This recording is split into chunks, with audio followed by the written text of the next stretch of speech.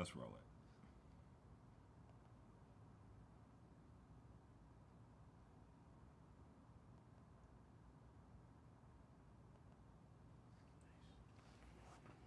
All right, double tap on HDMI when it's time.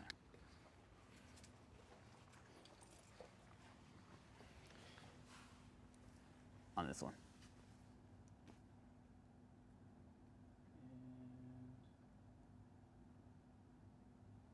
What is good, creative fam?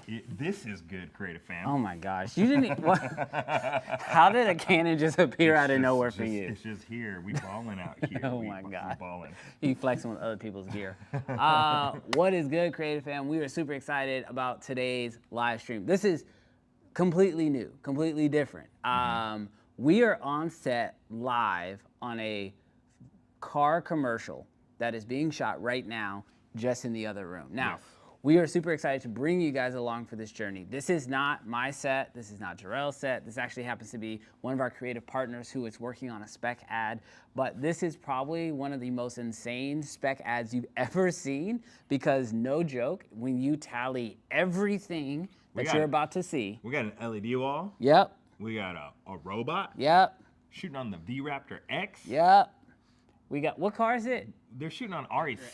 An Acura NXS. NSX. NSX. There you go. RE sky panels. Bro, the lighting setup alone is over 100 bands. So today we're gonna be taking you guys through what a $1 million set actually looks like live, in person. We're not gonna waste a whole lot of time. We really wanna bring you guys on set, but a few things.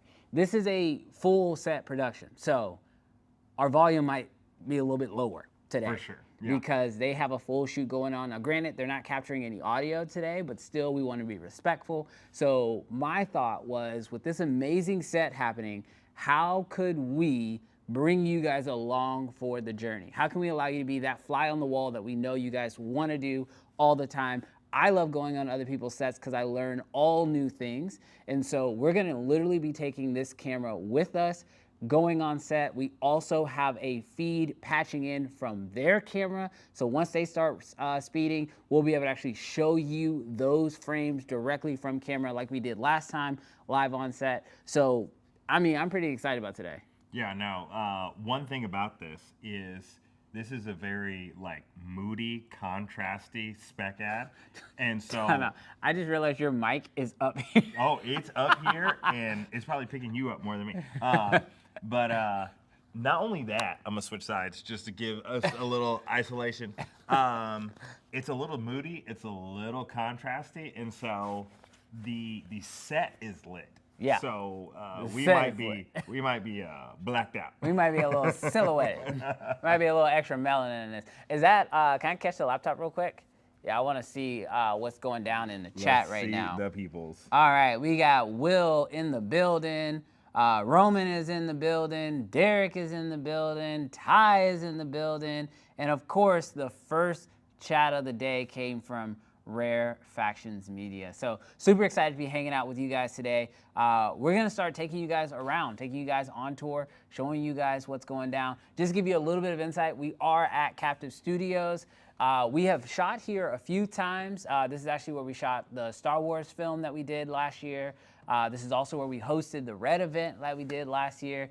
And we're gonna be hosting the next event in person in July at this very location too. So everything you see on this set will be, for the most part, maybe minus the car, will be here when we get ready to do our event in July. So super excited to be bringing you guys along for the journey. This is gonna be a lot of fun. I can't wait for you guys to come check out this on-set live. Let us know at any point in time, audio good, Yeah. feeds good. We're not able to monitor this the way like we normally do in the studio. So if anything gets weird, just let us know. Yeah.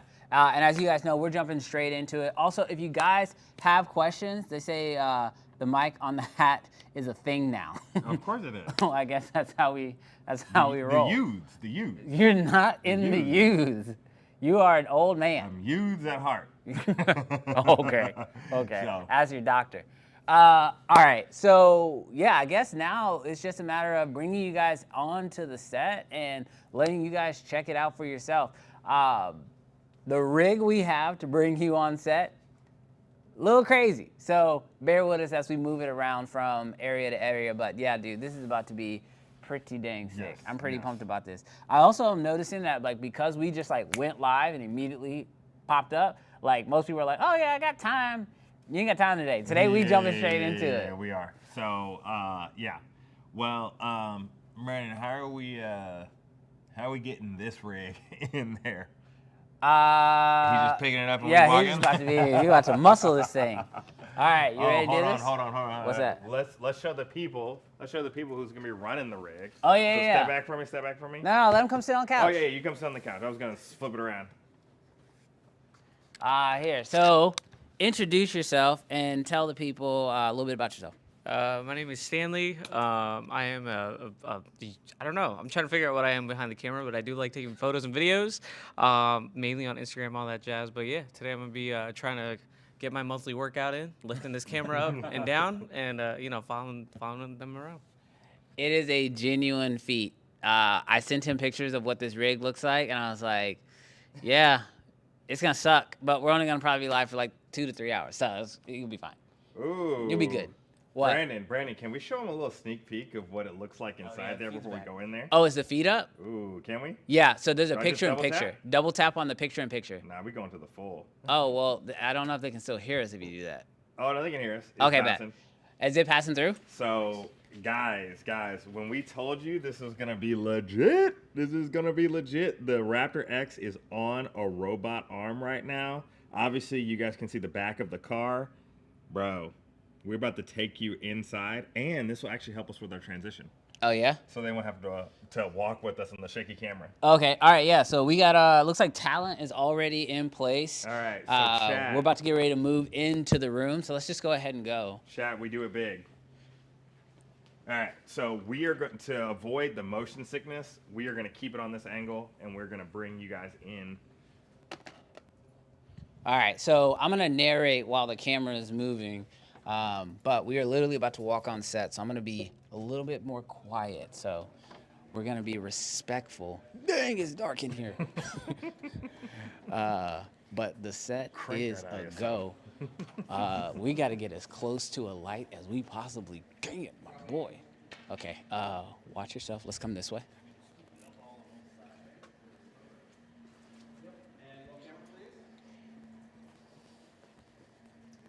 Okay, probably about here.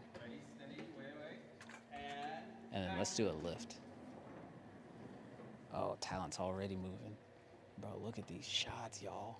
This is coming from the Raptor, and it's coming directly off the robot. Bro, you can only get smooth shots like that with the robot.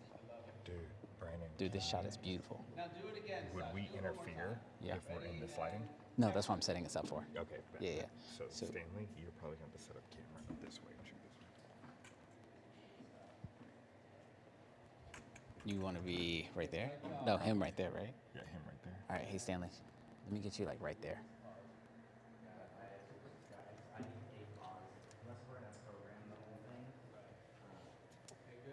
And then you probably want to see if we want to go picture in picture. Yeah. After, once he gets our frame down, then we'll go picture in picture. Chat, right now, we're just letting y'all see all the shots as we set up this BTS camera. Oh, you can lift up instead of a tilt. Do you want to? Yeah. Do you want to? Do we want to show up behind the scenes before you cut to us?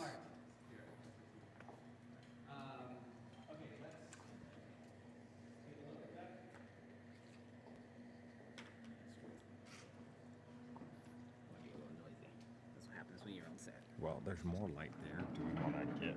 Do we want to be here? Yeah, probably. Yeah. Oh yeah, that's fine. Yeah, that is. Yeah. Okay. All right, let me see. Stanley, stand. Here, point this way. That would be like the first thing I asked for. If I bought this car, like Is that better? It's like super bloomy.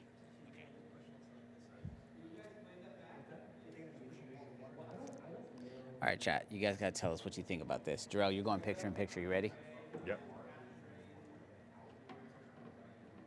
All right, chat. I told y'all it's dark in here. So we found like the only light sources that are not directly pointing at the scene that we could use to be able to go live with. Yeah. We are picture in picture right now. So as you guys can see, we are on set. This is very, very real. We're trying to be as respectful as we possibly can because they were nice enough to invite us to be able to come out here and show you guys what we're doing in real time.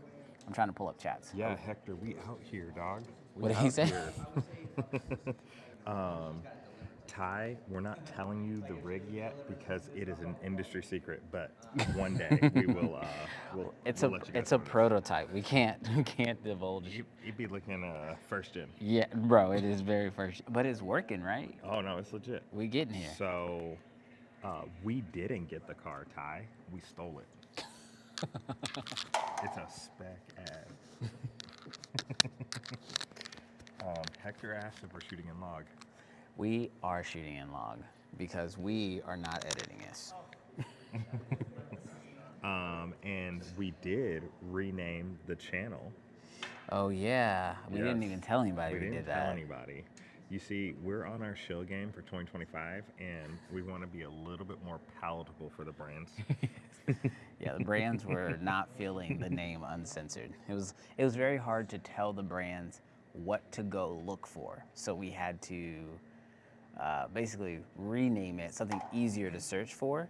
But the OGs will always know, and the Friday show will still be the Uncensored podcast, so that won't change. Yes, Will, the set is crazy. In just a minute, we're gonna pan and show you. Actually, now might be an okay time. To turn it. Yeah, let's go ahead and pan towards the set because they're not filming at this moment. I'm probably gonna be backlit. You probably just got to ride the ISO. Like I really don't. There's really no other option. Let's do. Do you wanna? Hold on. I'm gonna try something. Okay. Pick up. Are we Now, moving? And move it like right here so we get out of the bloom. Right here work?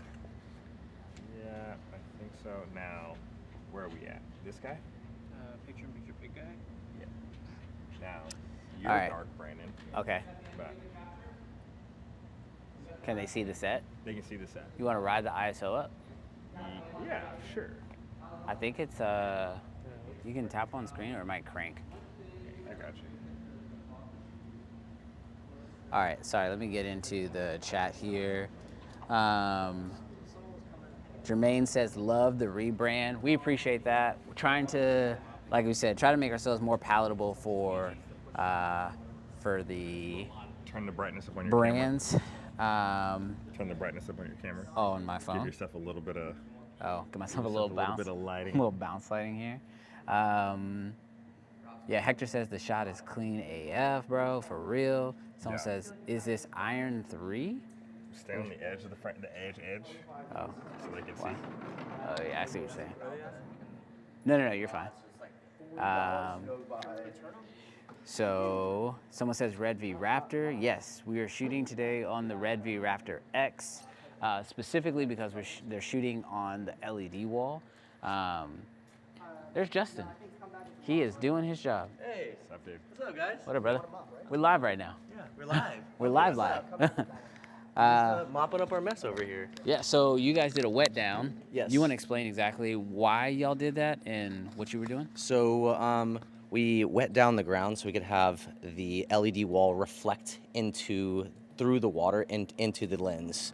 So we had to spread water as far across the area as possible so that it would reflect right into the camera.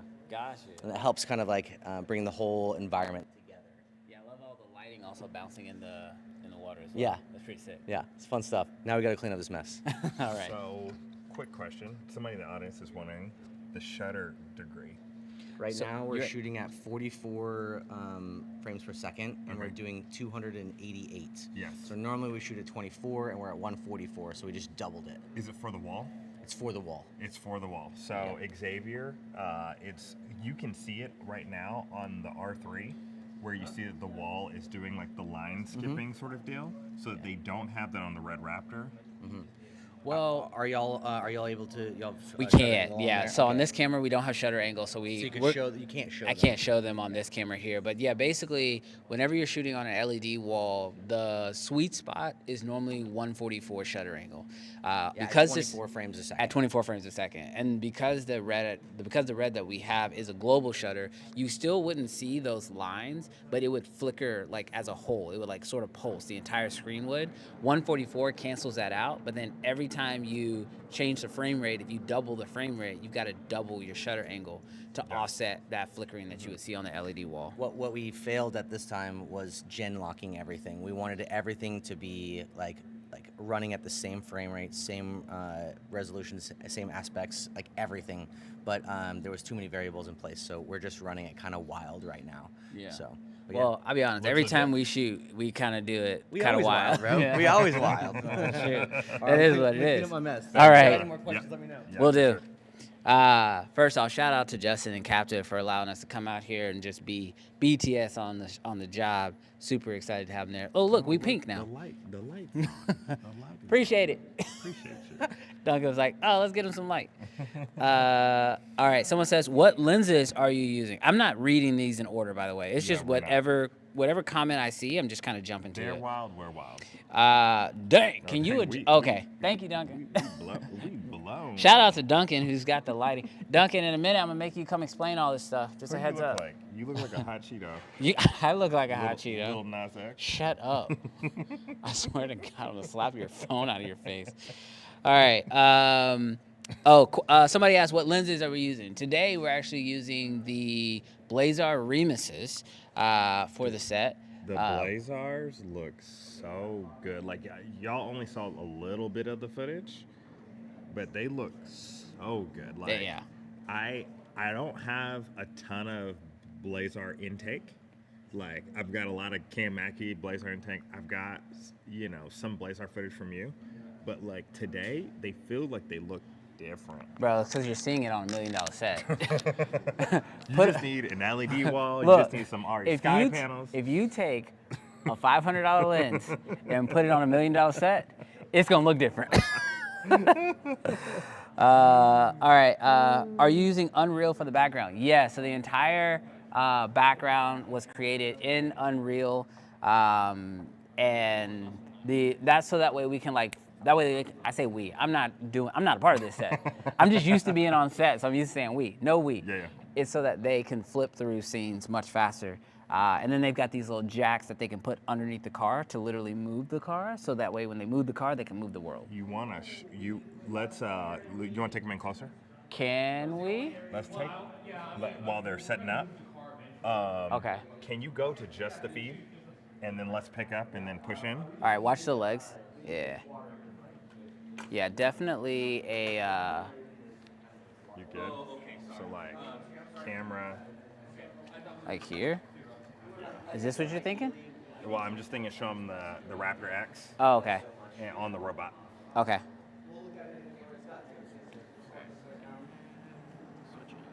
Dope.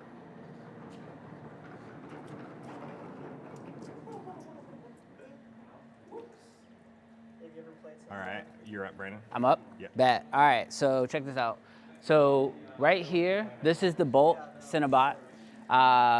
We also have Talent there, ready to go. How you doing?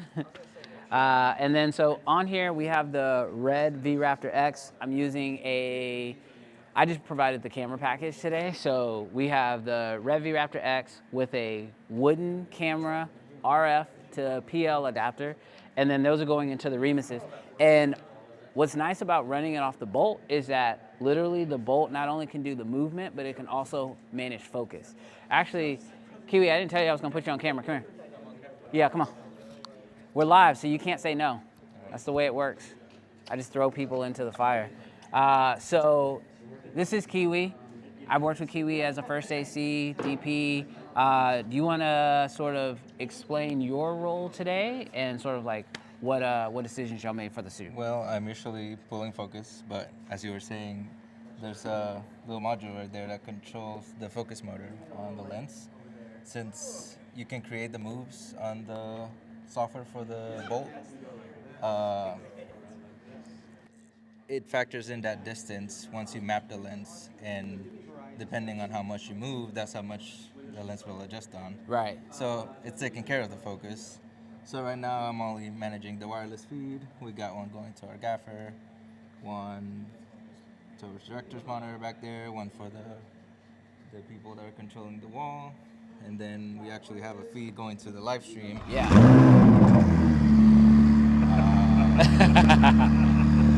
What else? And I'm just running camera settings and playback really. So Yeah. standing by if they want to do any changes. I have an iPad controlling the Raptor. Yeah.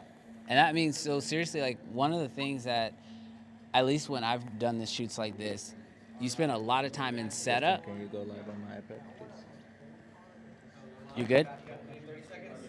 No, you're good. Go ahead and do your thing. All right. We're going to back out. All right. Thank you, brother. I know you got to get back to work. Like I told y'all, this is a actual set, so people have jobs to do. We don't. So we get a chance to just have fun. We can do whatever we want. Oh, But so yeah. Go back here for it. Oh, well, how do we want to do it? Is this good? Yeah, that's good. Someone said, damn, car was loud. Yeah, the car is loud. Let me know when you get ready to cut back to me. Question, does the Raptor have reference in also, what's the image? What's the image on the LED wall? Is it just a basic image or Unreal Engine? So yeah, so just so you guys are aware, it's not only just, so it's not an image, it is a full Unreal Engine environment, so that way they can flip it. But you guys see that haze in the background? That's actually on the wall too. So like all of the, like most Haze of in what the you're room, seeing. haze on the wall. Now that's what I was gonna say. You have haze on the wall, but then you also are gonna have haze that's gonna be coming in through the room as well, so that way it can interact with the lighting in the space, and it sort of ties it all together. Can we do picture in picture? So you guys can see that, and then we're also using LED tubes in the environment. So as you guys can see at the top of the world in the environment, there are these like LED tubes. And so we're using LED tubes on set as well. So that way you can get that same lighting onto the car as well. Because you want the lighting in the environment to match the lighting in real life. That's gonna tie it together and make it harder for you to be able to tell when you're watching it back in the playback, what's real, what's through the environment, what's on the LED wall, including the lighting process. So some of you guys asked the car. What's the car? What's the car? Acura NSX. Acura NSX. Yeah. It is a $150,000 car or something like that. Dang. Yeah, so wild. that's one of the reasons why this set got very close to it. It's over $1 million. All right, let's see. Also, chat, if you guys have any questions about anything, we definitely put them in here. Some questions we can answer right now. Like I saw there was a question that was like, who are all the people? So I understand that a lot of you guys would probably love like time to go through and like talk to each person. What is their role on set? There are times to do that on set. When they're going between setups, it's probably the easiest time to do that. Like for example, I definitely want to introduce you guys to Duncan. Duncan, I think is DPing this project, I'm not sure. But he normally gaffs for sure. Yeah. So at least all these lights, probably most of these lights, are from his set, and one of the best gaffers in Houston by far. So I'll definitely have him check those out. So yes, that was the question. Sick to see Unreal on here, of course. You said you provided the camera package. Did they pay you? Be quiet.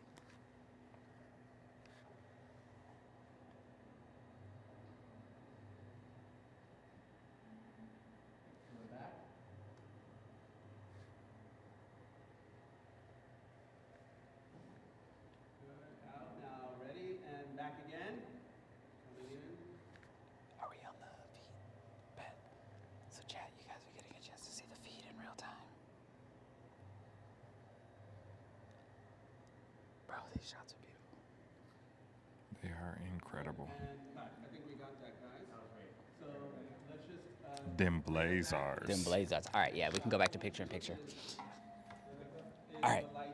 So now they're about to get another shot. So whenever director asks for quiet on set, even though no audio is being captured, we're trying to be respectful. I mean, having two guys on the side live streaming while you're trying to be creative can be distracting. So we're gonna be respectful while we're on set. Yeah. All right. The question came in.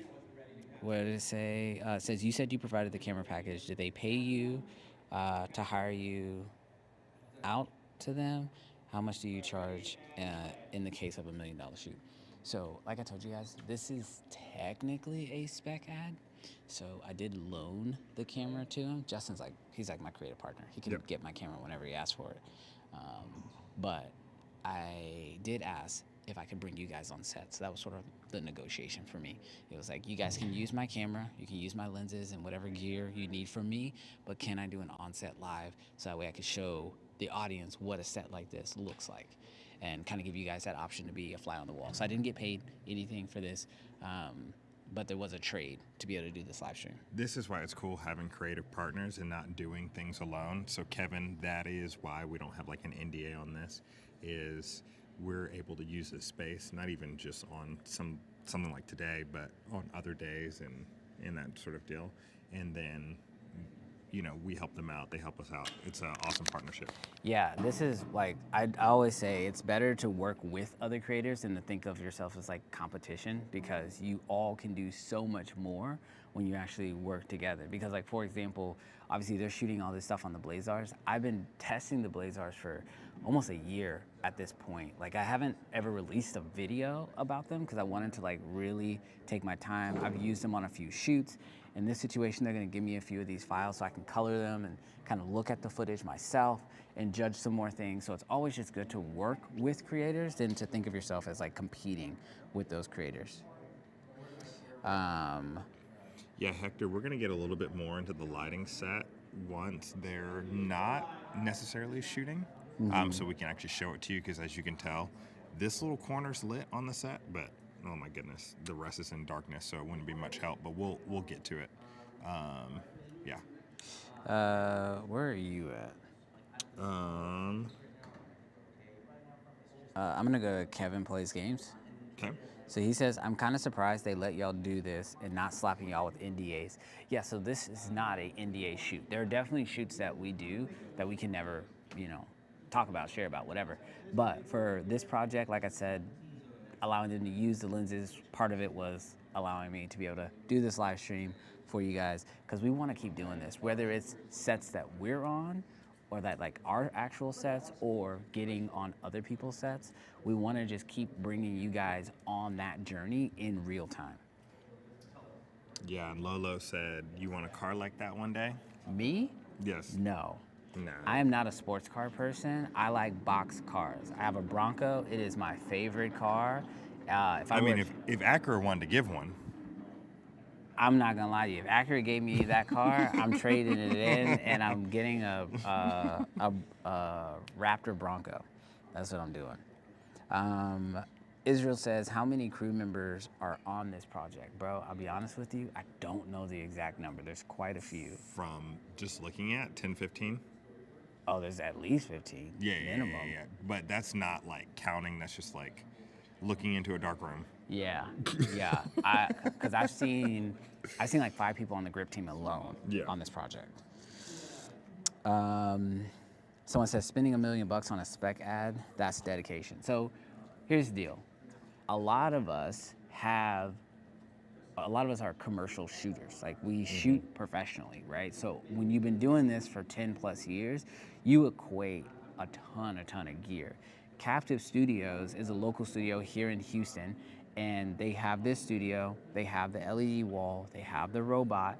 So like, that stuff adds up to, you know, and once you start adding in the cars and the lights and everything else, it adds up to $1 million pretty quick. But because we do this stuff professionally, it's easier for us to use our equipment that adds up to $1 million, like on a Saturday for free, because we don't have a client project today. So it's like, oh yeah, let's go make something dope on a Saturday. Yeah. But that's just to go to show you that, like, no matter what level you're at, if you're just getting started or you have $1 million worth of gear, all successful production companies are constantly doing spec pieces so that they can improve their craft and also create really interesting pieces that clients maybe don't have the, I don't want to say guts, but like, Yeah. they're nervous to try something cool. But once they've seen it already, they're way more likely to do it. And so if you are trying to take that next step in your career, I have always found that that next step comes after a spec piece. Make a spec piece that you're really proud of, that's really good, that then you can show to future clients, and that kind of helps you take that next step. Absolutely. Well, hey, chat, check this out. I got another job that I got to go to. Oh, that's right. So I'm about to bounce, but they're going to keep going, and it's going to be legit. Yeah. So stay on, learn some stuff, learn you something. It's Learn gonna be you legit. something. All right. Later. Later, boss. Yeah. All right. Jarrell has left me. I'm all alone now. All right, so let's go through some more questions. How are y'all switching scenes from you guys to the car? Do you guys have a live feed from the director screen? Yeah, so I have a wireless transmitter that's coming from some source. Kiwi had mentioned it. I'm gonna kill this microphone because I feel like I'll be doubling up on audio. You just hold that as backup. So Kiwi found me an SDI out from somewhere. I'm not sure if I'm coming out of one of the monitors, so there might be a slight delay, but that's one of the nice things about being on a professional set is normally you have SDI transmitters, monitors all over the place. This is why when you look at monitors and some are like super expensive because they have SDI outs on them, it's because it allows you to just grab a random transmitter, toss it in, and then send that feed out. So that's what's happening here. Somebody's sending me an SDI feed from somewhere, and they're just sending it out. Let's see, what other questions? Questions, as someone that builds sets in Unreal, how do you get clients for these spec roles as an Unreal engineer? I have a Vive Mars 2 still in the box. So I'll be honest with you, I don't, at least in the Houston area, I don't know if we have the infrastructure for like just like a artist who just does Unreal. However, we don't just sell just the Unreal portion of it, we sell the entirety. So it's like, how would you like to shoot your thing in space? So when we go to NASA, what's up? Scoot over. Oh. Half your body's in the picture-in-picture. Oh, Jarrell. Jarrell ran back just to fix framing. I love it. But yeah, so long story short, you pitch the entirety of the picture, right? So when we go to NASA and we say, hey, how would you like to shoot this thing in space? We don't necessarily tell them that we have to hire a Unreal Engine engineer or that they need to hire an Unreal Engine engineer. We literally are just like, oh yeah, it's just all part of the bundle. It makes it easier for them. Are you shooting on wider lenses? So we're shooting on anamorphics today. We're shooting, and I think right now they're actually running the 45 anamorphic. I will say just this shot is worth it, to be honest. Well, dope. Dean says, question, think I heard them before I left Houston. There was a studio in Pearland, I think off 288. So that they did, Captiv did originally have a smaller studio in Pearland, but now they're off the Beltway. And obviously it's much bigger. Lolo says, are y'all based in Houston? Yes, we are based in Houston. Jarrell didn't just send his Bro, real talk, Jarrell probably should have just sent his wife to whatever job he's about to go do right now. That way he could stay on stream with us. All right, so yeah, those are all the questions. Let's go picture in picture where they can see the feed. Because right now they are programming the wall and actually adjusting the environment ever so slightly. So this next shot that they told me that they're working on getting is going to be like getting the tail lights turning on in the vehicle. And so they're adjusting the world, as you can see, in real time. And like, this is why Unreal Engine is so important, because you can literally just adjust the frame of the background, like on the computer, without having to move camera, without having to move the car. It just makes it much easier. So this way you can actually get it exactly the way you want to. And so the structure becomes adjust the world and then adjust the lights. So they're gonna get the world set, make sure that it looks good in camera, and then once that happens, then they're gonna flip over and start adjusting lighting in order to make sure that everything matches. As you can see right now, they're pulling back on the camera. So this is allowing them to make sure that the movement's gonna look good. It's gonna look good with the wall, because anytime you start moving the camera with the wall, you do run into situations where you wanna make sure you're not catching the edge of the wall, or there's nothing else in frame that you don't want to be there. Make sure that it looks good from the ground up. So they're doing all these things in real time. So yeah, so that's what's happening right now. And as you can see there, right now, it's so dark that I can tell you that Justin's probably trying to get focus.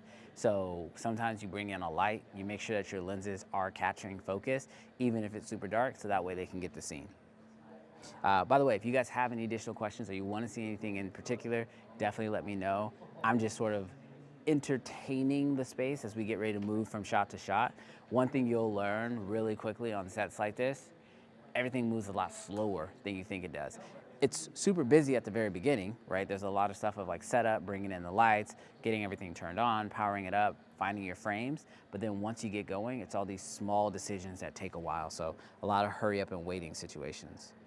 Lolo says, what's the film industry like in Houston compared to Austin? So I would say Houston is very commercial. There's a lot of businesses here, tons of corporate work, tons of money. And so you're going to have more of a corporate environment versus Austin is a little bit more artsy. And so I would say that like a lot of the features that I see getting shot, whether they're indie or even stuff coming into Texas, a lot of that typically gets shot in Austin. Some of it comes to Houston because we're building up our interface here in Houston as well. But that's kind of the easy change I would say between the two. Is Houston's very business. So if you want to do commercial work, make money, that kind of stuff, you can do that fairly easily here in Houston. But then if you go to Austin, it's going to be a little bit more creative. You'll find more short films, more film festivals, that whole thing. Hector says, that's wow. You can't even tell it's a volume. The lighting is that good. Yeah, that's why I said I want to interview Duncan, because when it comes to lighting, like, first off, if you don't light it properly, you accidentally light the wall. And if you light the wall, not only does that like wash out all the contrast that's coming from the wall itself, but then you can actually pick up the individual pixels or the different plates within the LED wall, because like the LED wall is really just a bunch of, I think they're 1 foot by 1 foot like squares of LEDs. And so if you shoot it from the wrong angle or something like that, or you light it incorrectly, you'll see it in a second, and it just basically destroys the whole look. So, okay.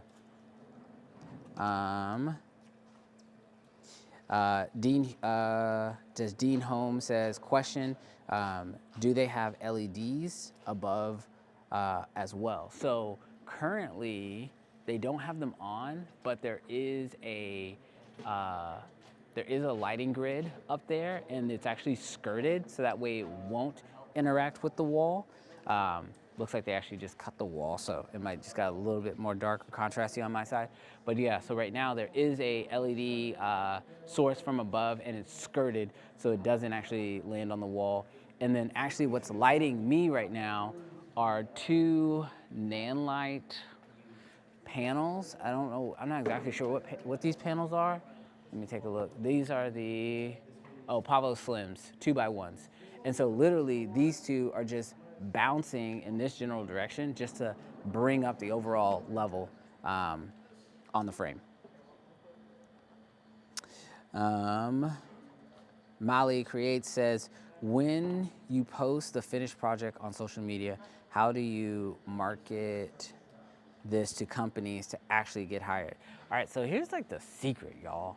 Like when you start, how do I put this? Like, I don't market on social media for clients. Like I just don't. It's not the easiest way to like get their attention, because a lot of the decision makers, you're gambling that they're gonna care about your piece of content in a mindset 9 times out of 10 when they're on social media to just like sort of like I hate to say it like this, but like they're not trying to pay attention. Like most people, when they get on social media, they're actually trying to get away from work and stress.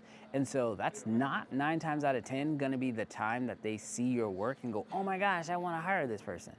So what you gotta do is figure out a way to like connect with them when they are in that mindset, which 9 times out of 10 is when they're already at work.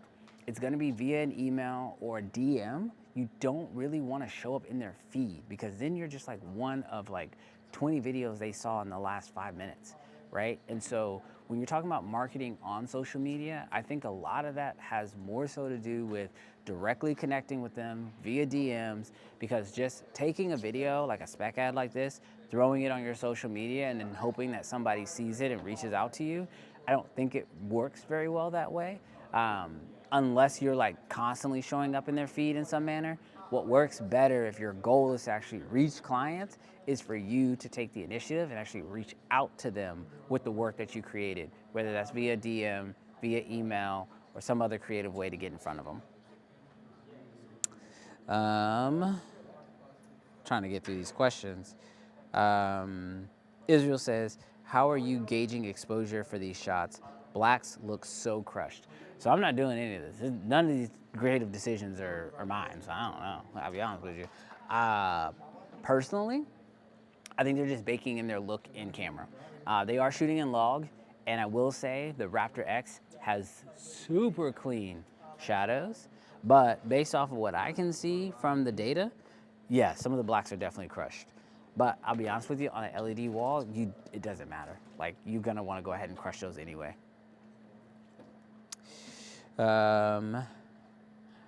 Brendan from, bro, how do I pronounce that?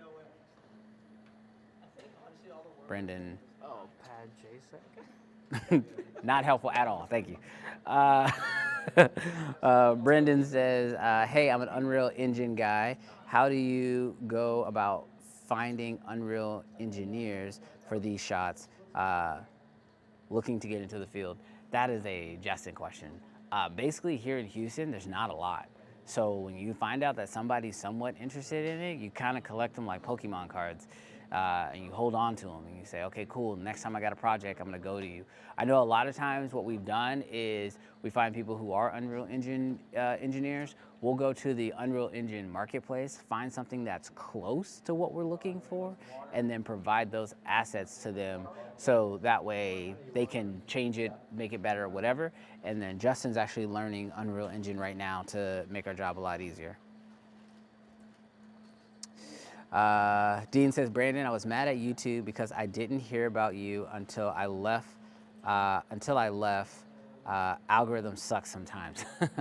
Well, I'll be honest with you, dude. For a while, I didn't really tell people I was in Houston, not out of a thing of like not saying it, but I don't know. It just never really came up in my content. Didn't think it mattered that much. But now, over the last like 2 to 3 years, me, Justin, and a few other people have really been just trying to build up the Houston film community.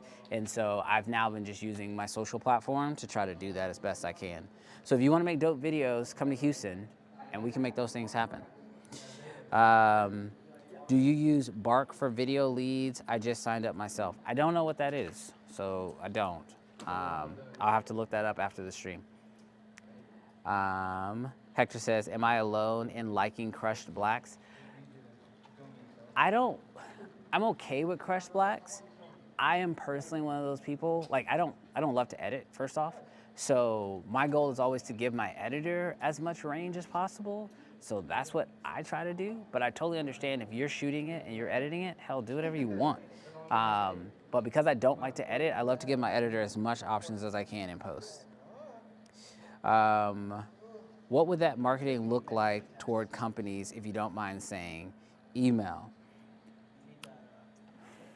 I feel like I could do a whole live stream on how to reach out to clients, if I'm being honest with you. So to like cut it down to make it as simple as possible, you gotta stand out.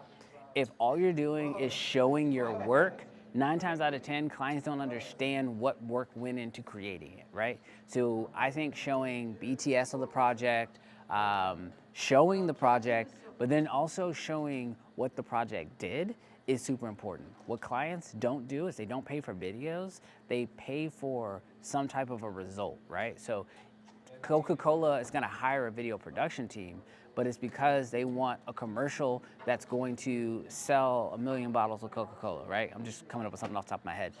So the purpose of the video is to sell Coca-Cola, or the purpose of the video might be to attract a new audience that they didn't otherwise have their attention.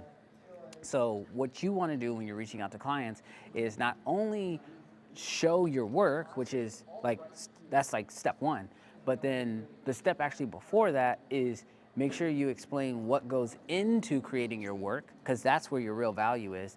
Do we come up with creative? Do we do pre-production? Do we do production? Do we do post-production? Do we do graphics? That's the actual value, right? That's what you're charging for.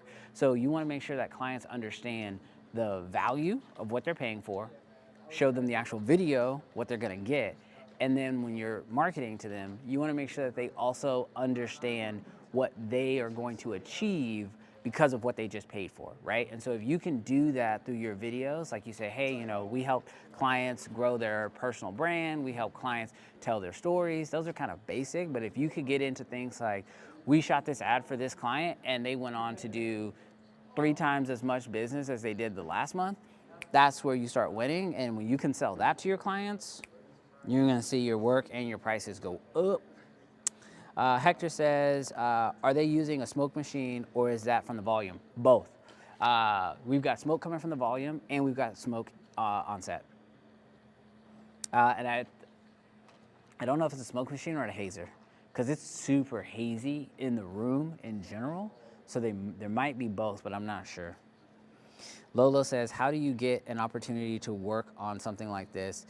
Is everyone on set friends of friends that's working on this specific project? Yeah, for the most part. I mean, it all comes to connections. I think who you know is more important than what you know. And so not being afraid to reach out and get on sets is kind of the way to do it. You know, me and Justin's relationship goes back to, we first met because he was putting on an event here in Houston, showing off the robot right when he got it. So I went to his studio, met them, they showed me the robot. I was like, oh my gosh, this is so cool. I'd love to work with you guys, blah, blah, blah, blah, blah. Time goes on, I'm trying to pitch the robot to clients. I'm realizing it's not working. So then what I decide to do is to do my own spec piece with it. So I contact Justin, we decide to do a spec piece. I pay him a little bit for his time because we didn't really know each other that well at the time. And he allows me to create some spec work using the robot. Now I can use that to show to my clients, right? Here's what I can do. Fast forward, I just want to work with Justin more. So I own the Raptor at this point. This is not too long ago. Justin hits me up, he tells me they're doing this really cool project with 2 robots that are sword fighting, and they're shooting the whole things on RED. He asked me if I'd like to get involved. I was like, yes, what do you need? He tells me I need BTS. Now, I'll be honest with you guys. I'm 9 times out of 10 not going out to just shoot BTS, especially on a RED, pro bono, and I had to drive all the way to Dallas to do it. But when you want to get connected and you want to do something new, sometimes you got to do something different. And so when Justin told me he needed BTS, I was like, yeah, sure. I want to continue to work with him. I want to continue to build that relationship creatively. And so sometimes, I know a lot of people have egos about shooting BTS or whatever, but like leave that ego to the side and just go help other creators. Again, it fell on a weekend. I didn't have anything going on. Dallas is only about 3 hours away. So I was like, yeah, sure, I'll come out and shoot BTS. From there, we've now gone on to do multiple projects together. We've collaborated on stuff. I've hired him for paid projects. He's hired me for paid projects. But sometimes it starts by just giving. So if there's other creators that you want to work with in your local city, in your local area, reach out and offer your service to them, pro bono or whatever it is, to help them out. And that'll at least start the communication. And so hopefully that helps you guys out. Was that good? Okay, I don't know. Sometimes I just be rambling. Without Jarrell here, it's like, I feel like I'm just having a one-man podcast. Oh, okay, cool. I didn't even notice they had started like setting up the lights for this next scene. Bro, this next scene's about to be sick.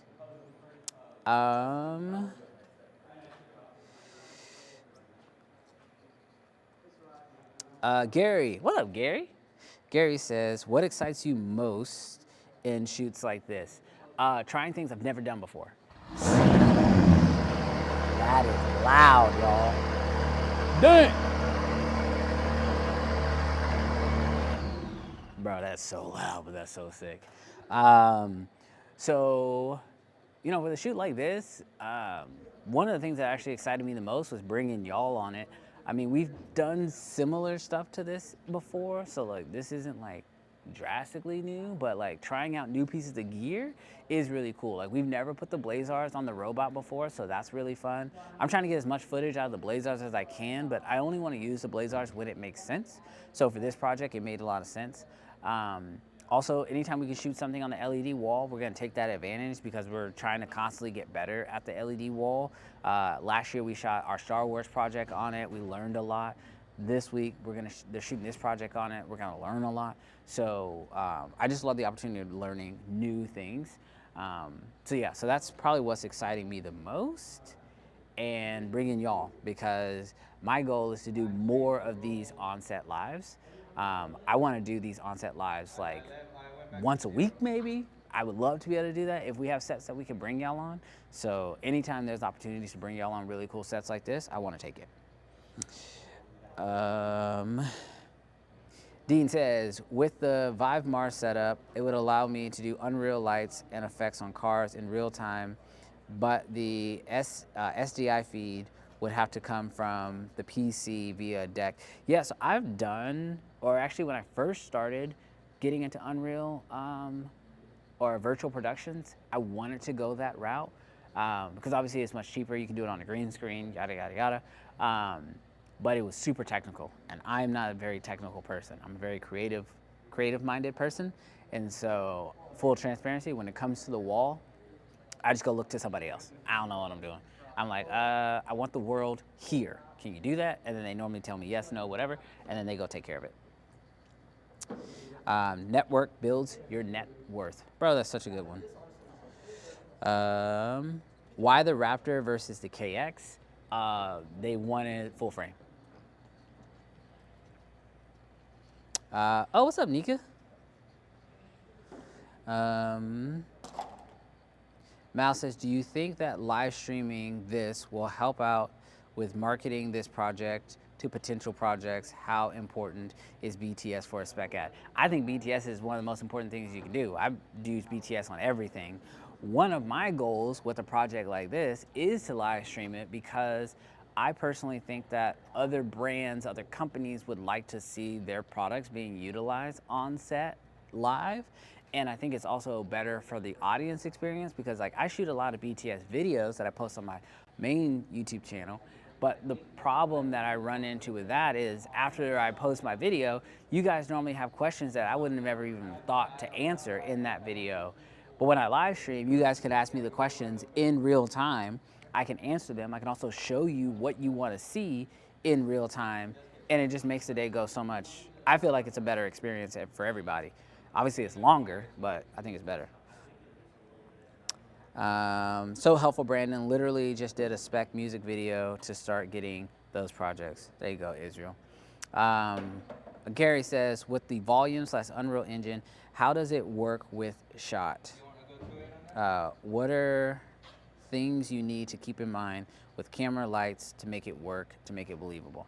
Biggest things you gotta do is get the perspective right. So get the wall's perspective right with the actual camera. 2, light the real world based off of what the wall looks like. 2, 3, keep the light off the wall. I wonder if they're speeding. No, they're not speeding yet. Keep as much light off the wall as you possibly can. And yeah, that's pretty much the gist. Charles says, yo, took a quick break from editing to say what's up. What focal lengths are they using on the anamorphics? These are the 45 reminiscences. What's up, Cam Mackey? We are shooting this project on the Blazars. Do you know any other cities that have a cool film scene? I hear ATL, Miami, relatively less expensive than LA and New York. But I'll be honest with you, I hear LA is dying when it comes to their film scene. Everybody's like leaving and going other places. So like, I don't think LA is really the spot anymore. I think you can go to Texas. Atlanta's like huge right now. Atlanta might be bigger than LA, actually.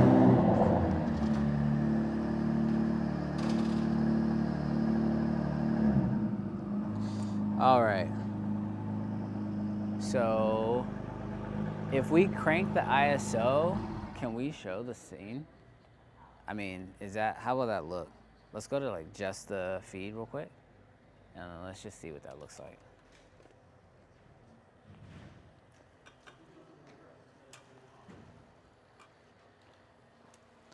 All right, y'all, I'm gonna try to see if I can't get y'all a better scene. I'm gonna just freaking blast ISO. Yeah, whatever.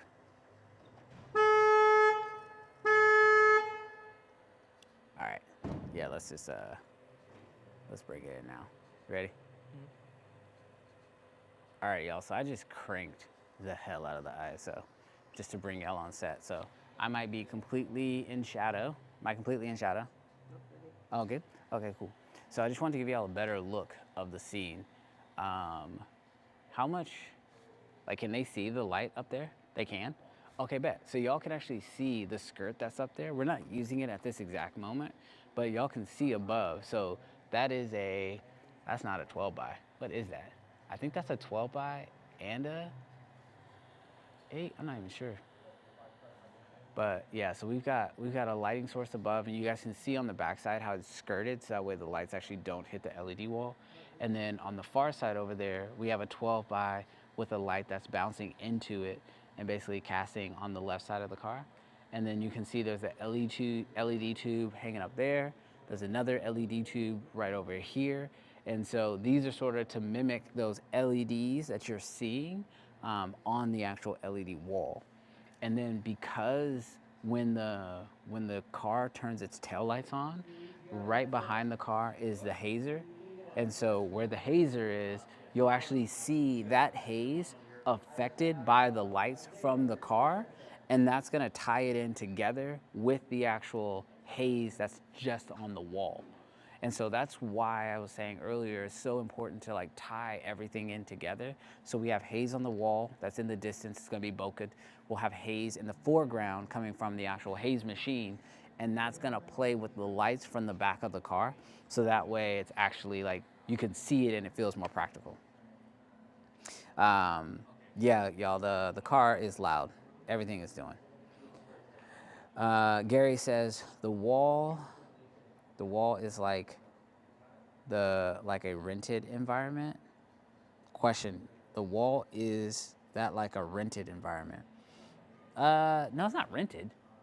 You build it, like you buy it. It's right now I think they're going for like a underground car. Actually, hey, do picture in picture, but let's flip us, because they're changing the wall right now. They're actually adding lights to the environment right now in real time.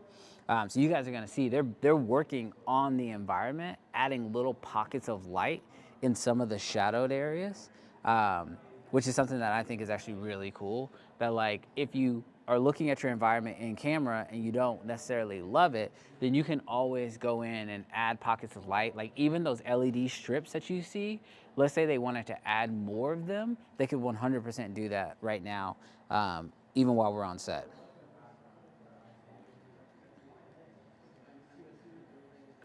Tyreek says, y'all been on a roll. Dude, I appreciate it. First off, y'all do me a huge favor. Hit that thumbs up button if you guys are enjoying the on-set lives. We want to keep doing more of them, but only if you guys actually enjoy them. So if y'all want us to keep bringing you guys out on really cool sets like this in real time so you can ask questions, be a fly on the wall, let me know by showing the love.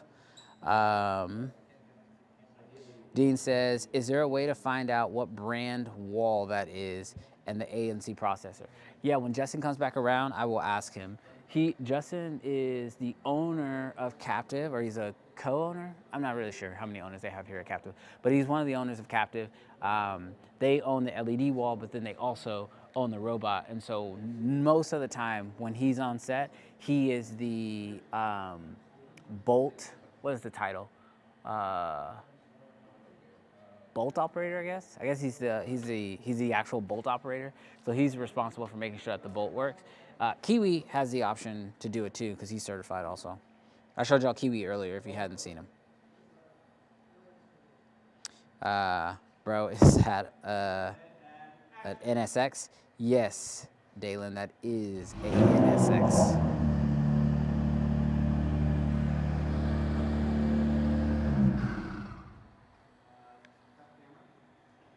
Okay, so y'all can see what I was talking about in that shot. So the smoke literally, or the haze that was literally moving through frame goes hand in hand with the actual, with the lights. And because we're shooting this on the Blazars, you actually get those nice streaks as well. So you guys can see, like, this is, the set's looking pretty sick.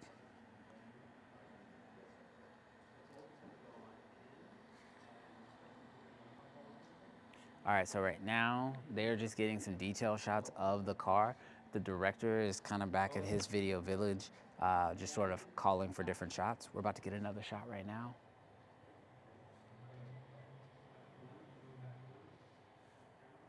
Camera moving.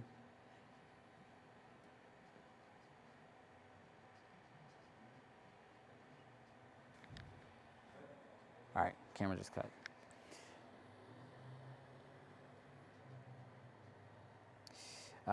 Gary says, how long does normally a shoot like this last? They're gonna be here all day. Oh. I gotta be careful. Gotta be careful when they start speeding.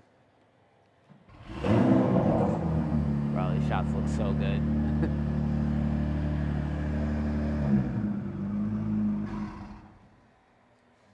Bad. So yeah, so the shoot like this, Gary, this will be an all-day shoot, and honestly, they're probably gonna be shooting this for like 2 or 3 days.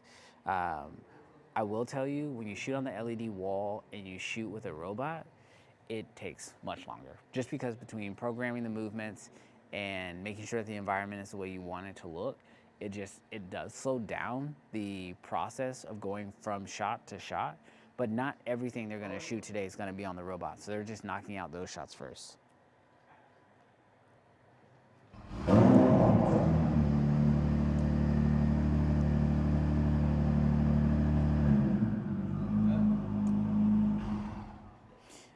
Neo says, oh, actually, hey, is there a way to pull comments up? Hey, Chad, I'm gonna try to see if there's a way to pull comments up. Let's cut to just the full feed really quick. I'm gonna try to see if there's a way I can pull comments up on this guy. Because there should be, actually.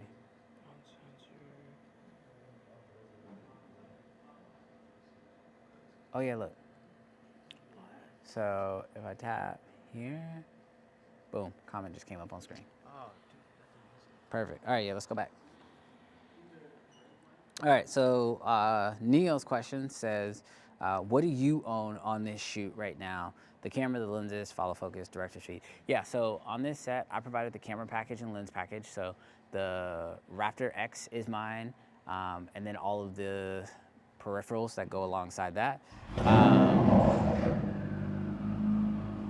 Also, I provided the lenses, which is the Blazar set.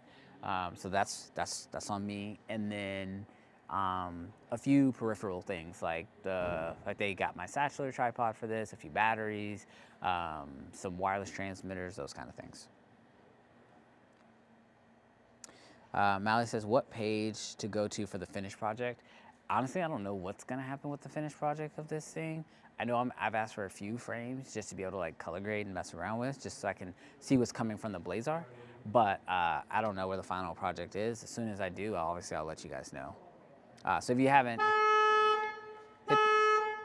hit that subscribe button.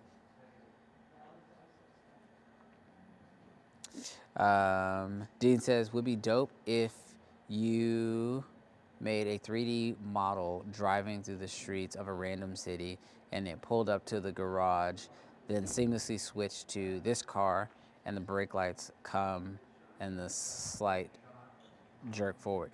Yeah, again, not my project, but actually something really cool they have over there is they actually have a storyboard with all the shots on a whiteboard. So right now they're currently, they're working. I'm just bringing y'all along with the journey. But yeah, later on, actually here maybe in a bit, I can take you guys over there and show you guys the storyboard so you can see exactly how we're actually taking this project. Lolo says, is a LED wall a projector or a screen? It's an actual screen, y'all. Can you just pick up and walk with me? So, let's go. It's gonna be really dark, but I'll try to light it up with my phone. All right, we on? All right, so look, this is the LED wall right here. So y'all can see, I don't know if y'all can see this really well. Can they see this pretty good? So you can see all these wires. This is behind the LED wall.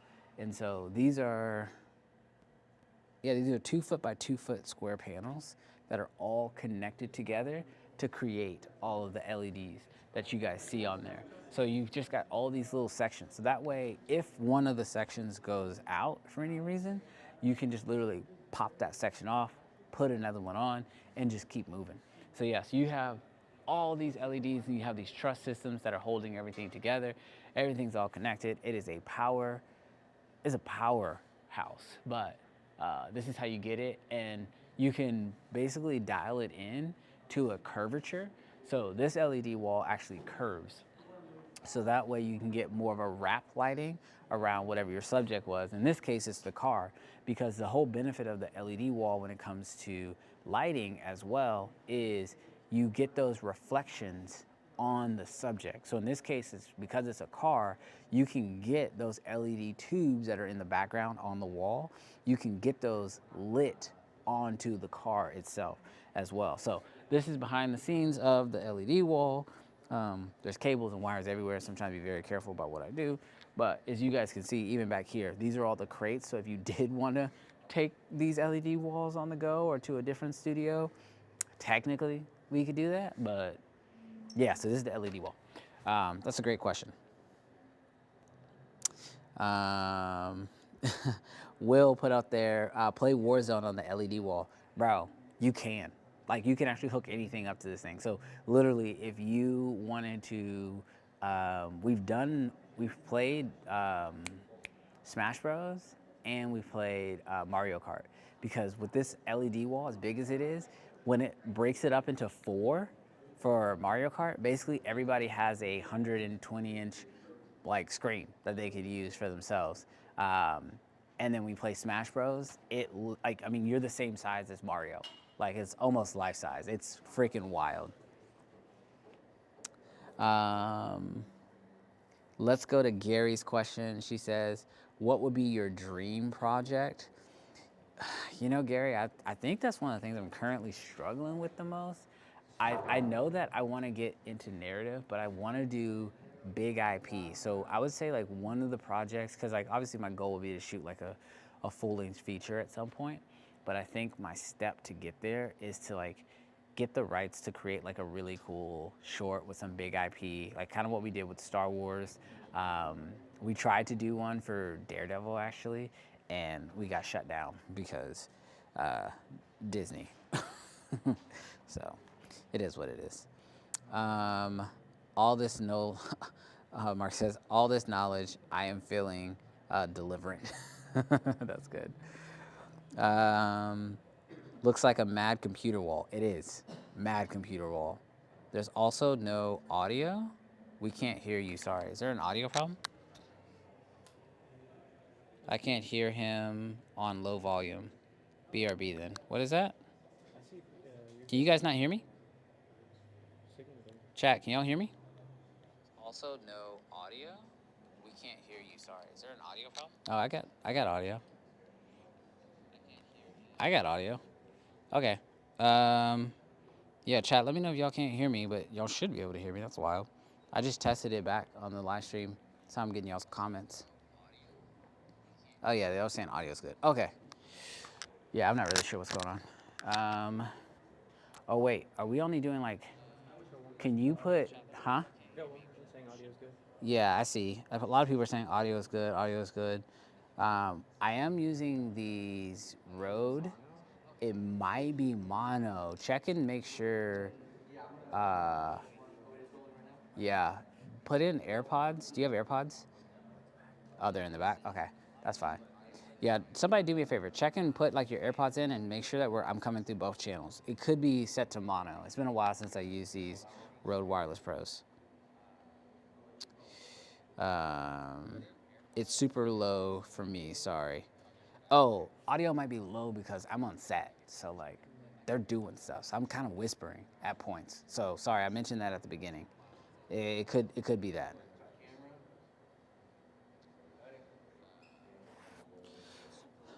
All right. I'm gonna turn that off. I can hear them on low volume. Yeah. Okay. It's not sound? Okay, cool. Maybe something is up with Miji. Cool. We can't hear you, sorry. Okay, yeah. It may either be mono. Let me know if it's a mono issue. And then if that's fine, I'm gonna just kind of keep it pushing. So, dude, this camera's actually holding up really well, even at this super high ISO for a live stream. This looks really clean. What ISO are we at right now? 8,000? F4. Wait, we're at F4? Open up. Why are we at F4? Oh, you just want to see more in focus? You got the car right there. Yeah. Okay. All right, sorry, I'm trying to get through these questions to make sure. I just reset browser. It's just me, I guess. Okay, cool. All right, just want to make sure you guys can hear me. Want to make sure it's valuable to everybody. All right, let's go see if we can't sneak behind Duncan's setup because he's controlling all the lights and everything. So we're gonna cut to the feed of just the camera from the Raptor so we can move camera. So right now we're good? Okay, cool. You might want to close the legs. It'll make it easier to get through all these stands. All right, watch your step. Yep. There's a wire here. Wires. Good? Okay. Right here should be good. Let's back up just a little bit so I can give Duncan some space. That should be good. I'm gonna flip this so I can see how exposed I am, which is probably not very much. Oh, dang, I'm dark. Hey, I mean, it's working. That'll work. Hold on, let me see if I can bump that. I can bump that ISO back up. Bruh. Yeah, let's let that ride. Y'all, this is a dark set. Boom. All right, we live? Am I on? All right. So we moved the camera so I can show y'all a little bit more. What's good? Yeah. Huh? I was like, I saw you live. And I was like, Oh yeah, we're live right now. oh shit. Yeah, right there. Say hello to the people. Hello. Okay, cool. All right, so we moved the camera so I could actually show you guys a little bit more of what's going on. So right over here, you've got Duncan's main area. I'm gonna get out of the way so they can actually see it. But basically, Duncan is controlling all the lights from right here. As you guys can see, he has a monitor kind of like the far from him so that way he can actually see what the camera's getting. And then he has a few computers that's feeding in different signals. Duncan is one of those DPs that will use a light no matter what the brand is. So all the lights are DMX, so that way he can control everything from right here. And then he's working with his gaffer to be able to make sure that the scene looks exactly the way that the director is looking for. So that's basically what's going on here. I think they're programming a new move. We want to bring up, let's do picture in picture so that way they can see the move that's being programmed. And then we can point the camera over at Justin. So Justin is controlling everything right now. So basically, they are they're like basically finding the frame, and then they're gonna basically change out some of the practicals as well as what's on the wall, so that way they can actually get a frame that looks really good. So this all happens kind of in real time on set.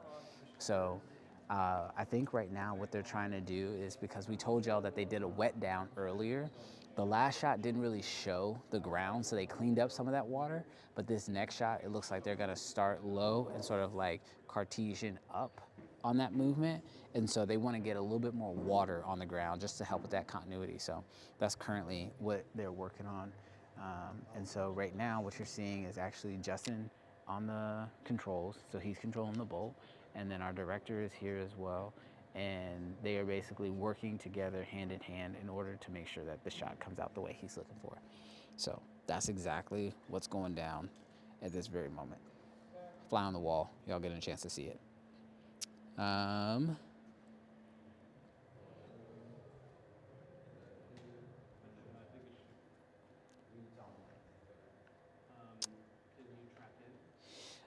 Paige says, is this no longer uncensored? So we did change the brand name of the channel. The show we do on Friday, still uncensored, but we just want to expand what we're able to do, like doing these on-set lives. Also, full transparency, doing YouTube is very expensive. Like, it costs a lot of money to do YouTube, at least the way that we want to do it, where we're providing what we believe to be real value. And so we do want to get some brands to like sponsor and help us out to be able to bring you guys on more sets, provide more experiences for you guys. And trying to get them to sponsor a channel called Uncensored was a little hard. So we changed the name of the channel, but every Friday we will still do the Uncensored live YouTube show that we do every single Friday. And that's also our podcast.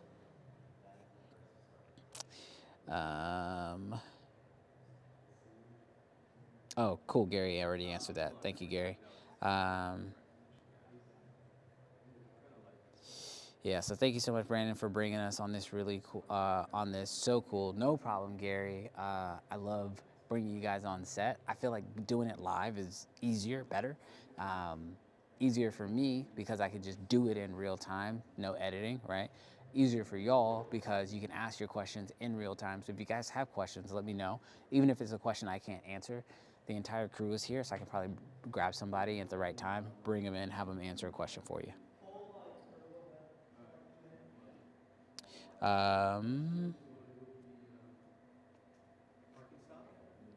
Hector says, oh yeah, now the stream title makes sense. Yeah. And then question, can you ask Duncan, is he on Unreal 4.5? Oh, that's a great question. I don't know. Let me see if I can find, I don't know if Duncan's not actually doing the Unreal Engine. He's more gaffing and DPing, but let me see what version of Unreal. Let's see, who can I add? Oh, Justin will know. Hey Justin, quick question. Are you on Unreal 4.5? We're on 5.3 right now. Okay. Unreal 5.3. That is the answer to that question. I don't know that much about Unreal, so I don't know how helpful that answer is, but there you go. Maimija says, I am so curious about the storyboard on something like this. Oh, let's go look at it. Actually, the storyboard's free. Can we move the camera over here? Let's just go to, you can go to the frame for a second while we do this. Watch your step. There's a SDI cable running. Here you go. All right, if the director comes over here, I will have to step back. Let's back up a little bit and zoom in. So that way, if the director wants to come take a look at the storyboard, he has it. But yeah, you can just, let's just go to my camera and then we can just zoom in and move around throughout it.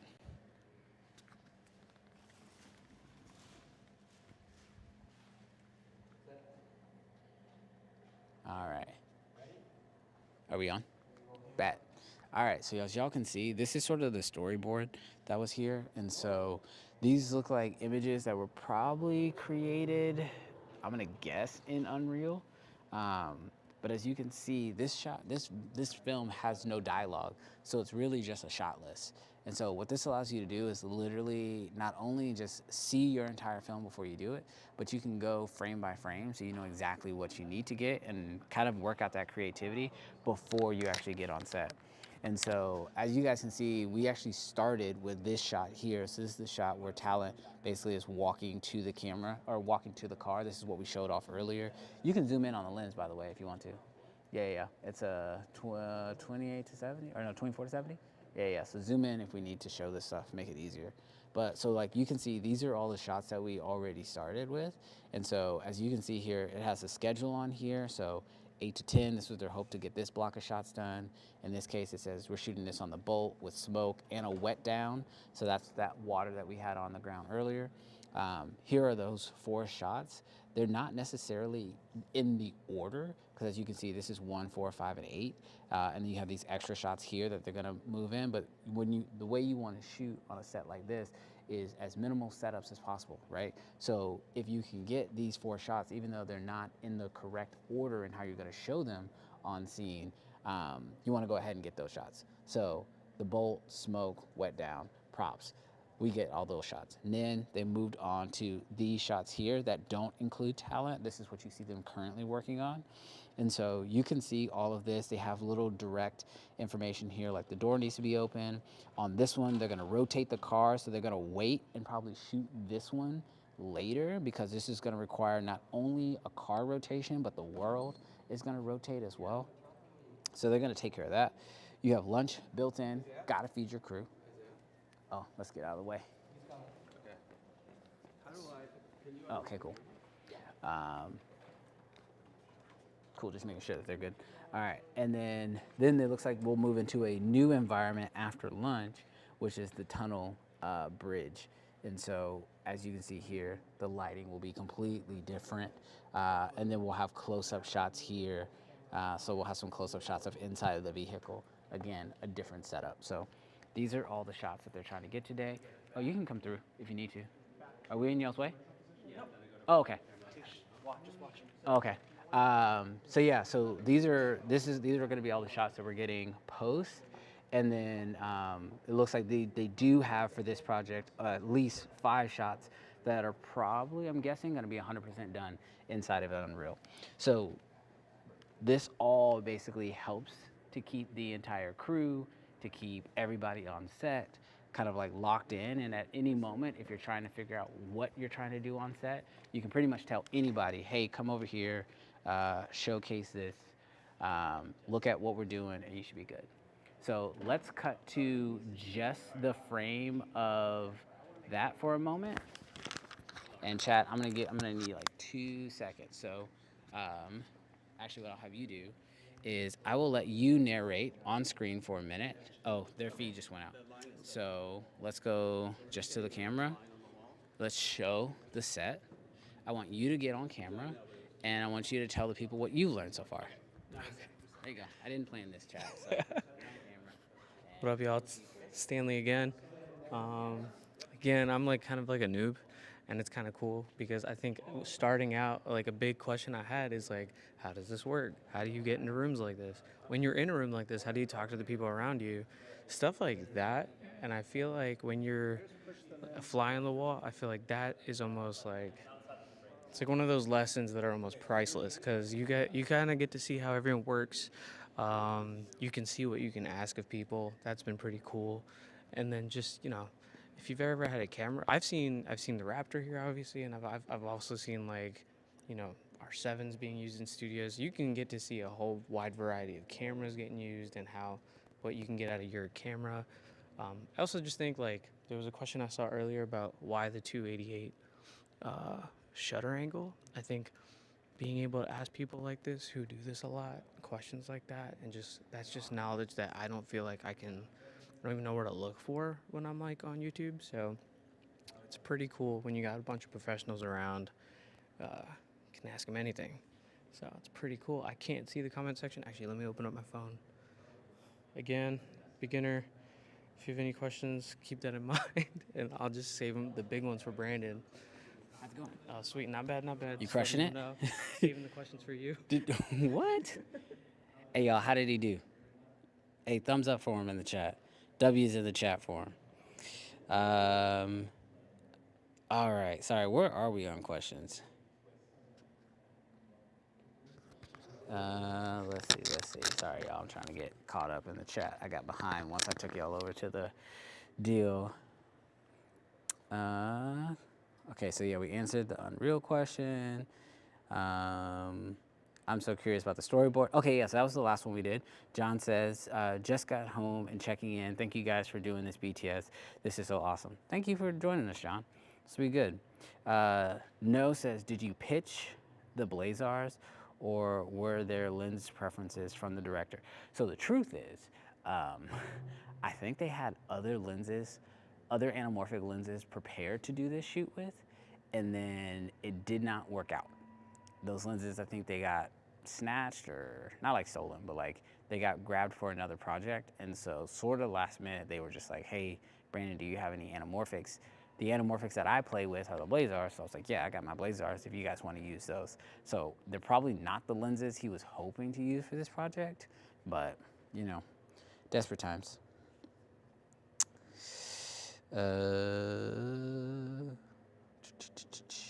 Can we get close? Oh, people wanted to get closer.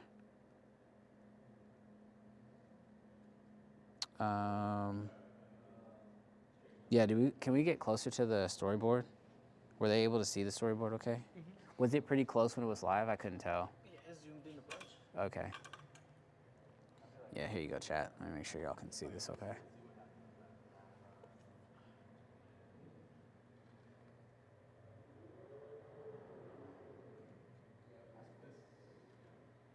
All right, chat can see. All right, yeah, so chat, these are all the storyboards as y'all can see. Ooh, a little hot. Let me back up. That look okay exposure-wise? Oh, you're adjusting it? Oh, okay, bet. Good job. All right, so yeah, so these are all the storyboards. And as you guys can see, later on, the environment's gonna change once they get to the tunnel bridge area.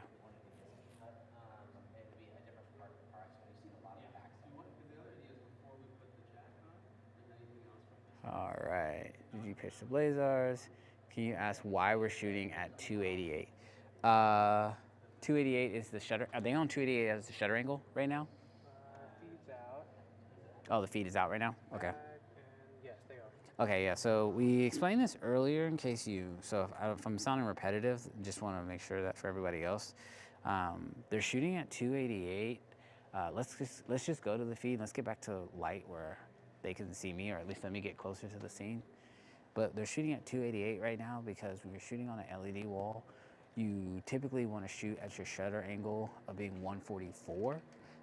That helps with the refresh rate of the actual wall, but because they're shooting at slow motion and they're shooting at 48 frames a second, you got to double your shutter angle, or else you will start to see like not a glitch, but like you'll actually see the refresh of the screen. And on the Raptor X, because it's a global shutter, what you run into is the entire screen sort of blinks or pulses.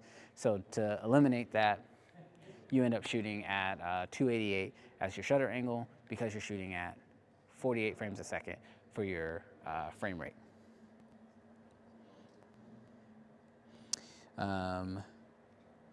Do you think they use the Lumix Lab app?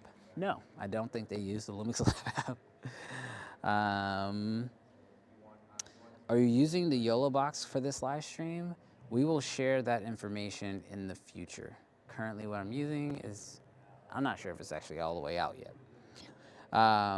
Love seeing how the sausage is made. Oh, what's up, George? Good to see you. Paige Style says, I can't wait until I get to this part of my journey. What's crazy is it really is a lot about like who you know. And so I would say, you know, as much time as you spend working on your craft, also spend, you know, an adequate amount of time reaching out, finding other creators, and figuring out how you can help them, offer your services to them. You know, see if you can make their lives a little better, and maybe they'll help you grow along your journey as well.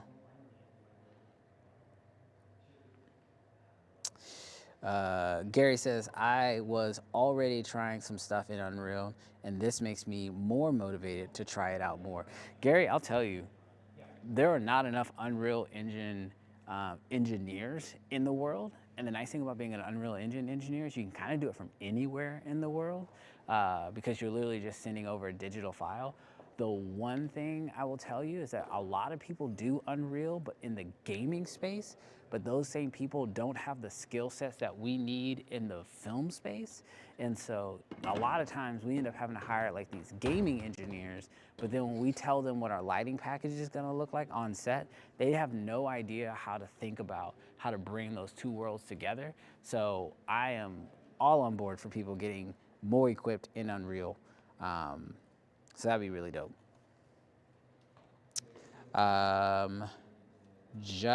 Joaquim? Joaquim? Is that what that is? Joaquim? He says, are you using Unreal in display only with a static image, or Do you have tracked camera? If so, are you using a Mo-Sys system as a tracker? We do have a Mo-Sys system. I don't know if that's being used today because it adds another element when it comes to tracking, and I don't think these shots require a ton of camera tracking. They might be using the frustum later, but I'm not 100% sure the answer to that. How long will the final deliverable be? I would imagine this is a 30-second ad.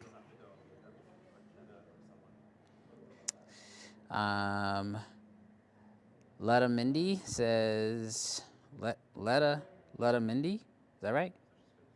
Sure. Oh, it's Eddie. He says, you need your son to work on the Creative Fam Live 3D bug.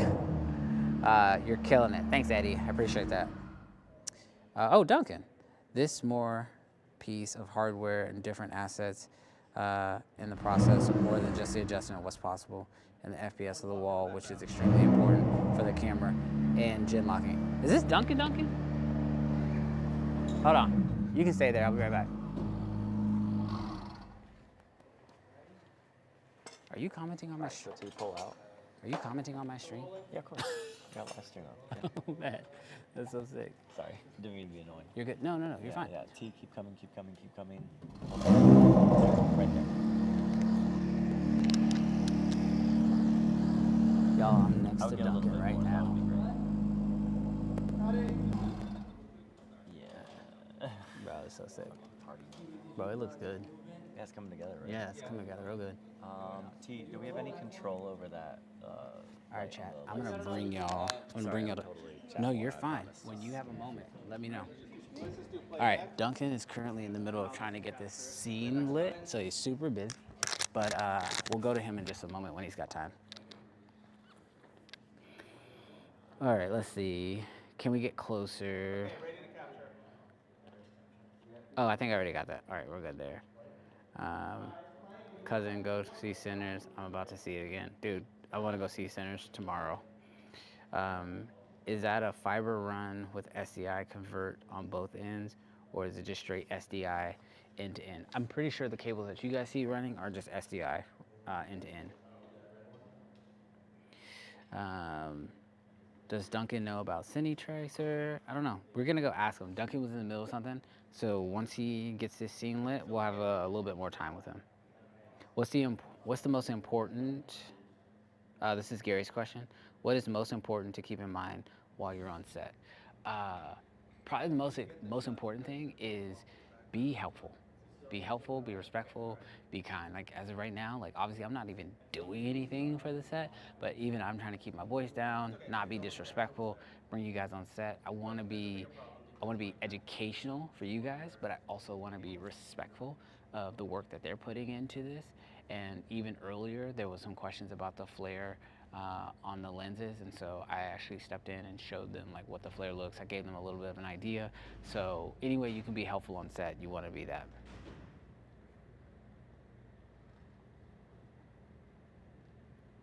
Oh, by the way, there were W's in the chat for you. You killed it.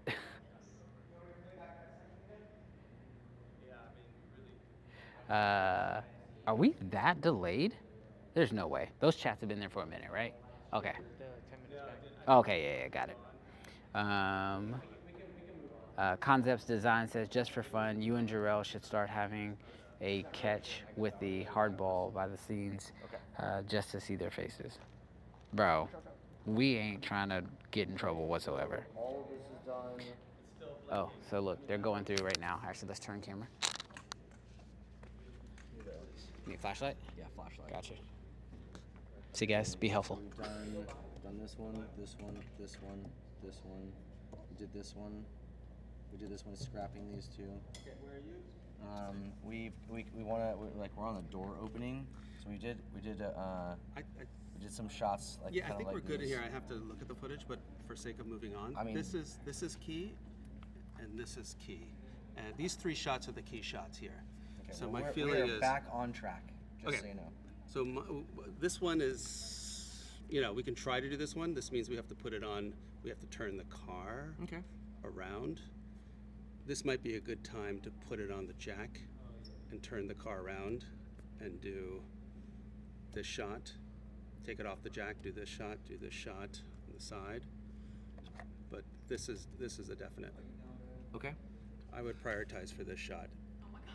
Okay, let's go. Let's do this one first, and then Yeah. we can go back to this Then one. she can always get in, and we can do this shot with the door. Yep. Great. Okie dokie. Yeah, we have no front.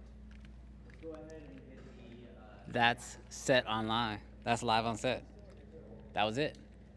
All right, so literally what y'all just watched was our director and Justin going through the shot list. Now again, like I told y'all, this is the reason why the shot list is here. So they can go through together, figure out what they need, what else is necessary, but now they're about to actually move the car. So Stanley, let's run over there so that way we can show them this whole process. All right, so they're about to move the car, chat. It is, I'm moving ahead. Stanley's gonna run with the camera. He's crushing it. Good job, Stanley. Keep working. Let's get you set up right next to this ladder right here. So chat, what you're about to see in real time is, my bad, bro, is they're about to move the car. And this is how you do it on an LED wall set. So they have these little jacks that they put underneath each tire. This is gonna allow them to literally jack the car up and just spin it in place.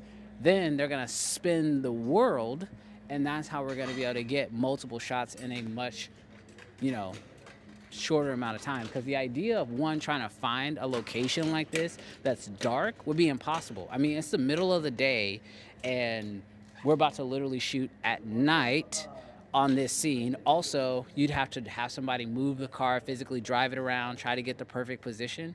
You don't have to do that on an LED wall. We can literally just get the camera or get the car in its place using the jacks, and then we can move the world around it to make sure that it matches. And the reason why we use Unreal versus just images is because the lighting of the world will shift once we turn the world. So, yeah, I love that. All right, I'm like fully silhouetted. I just looked, I'm a silhouette, but that's fine. It's okay if I'm a silhouette. I'd rather them be able to see the set. I think that's more valuable than, my ugly mug.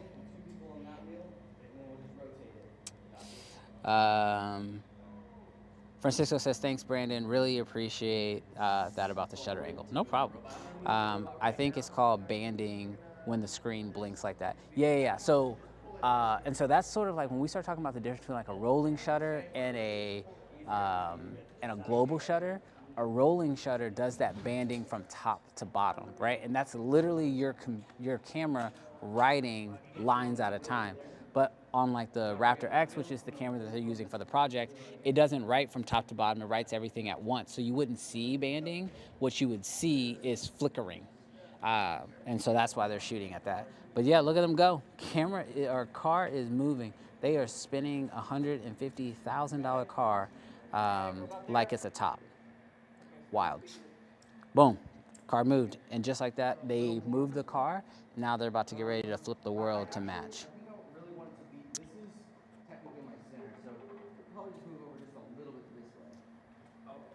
All right, can you get close up on the shot of the Bolt camera and robot? Asked about.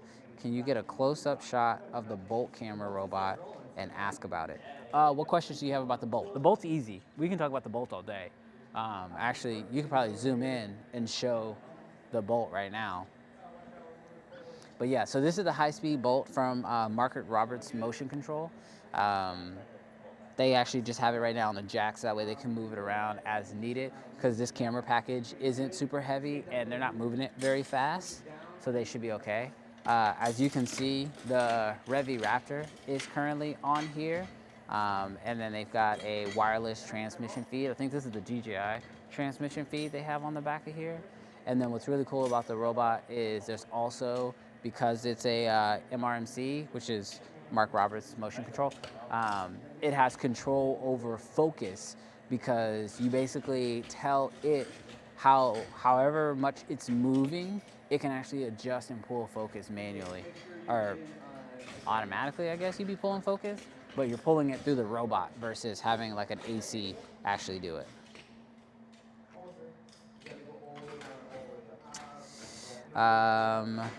Hydroglyphic Vision says, new to your work, I'm a writer at a local news station with dreams of doing movies in Unreal.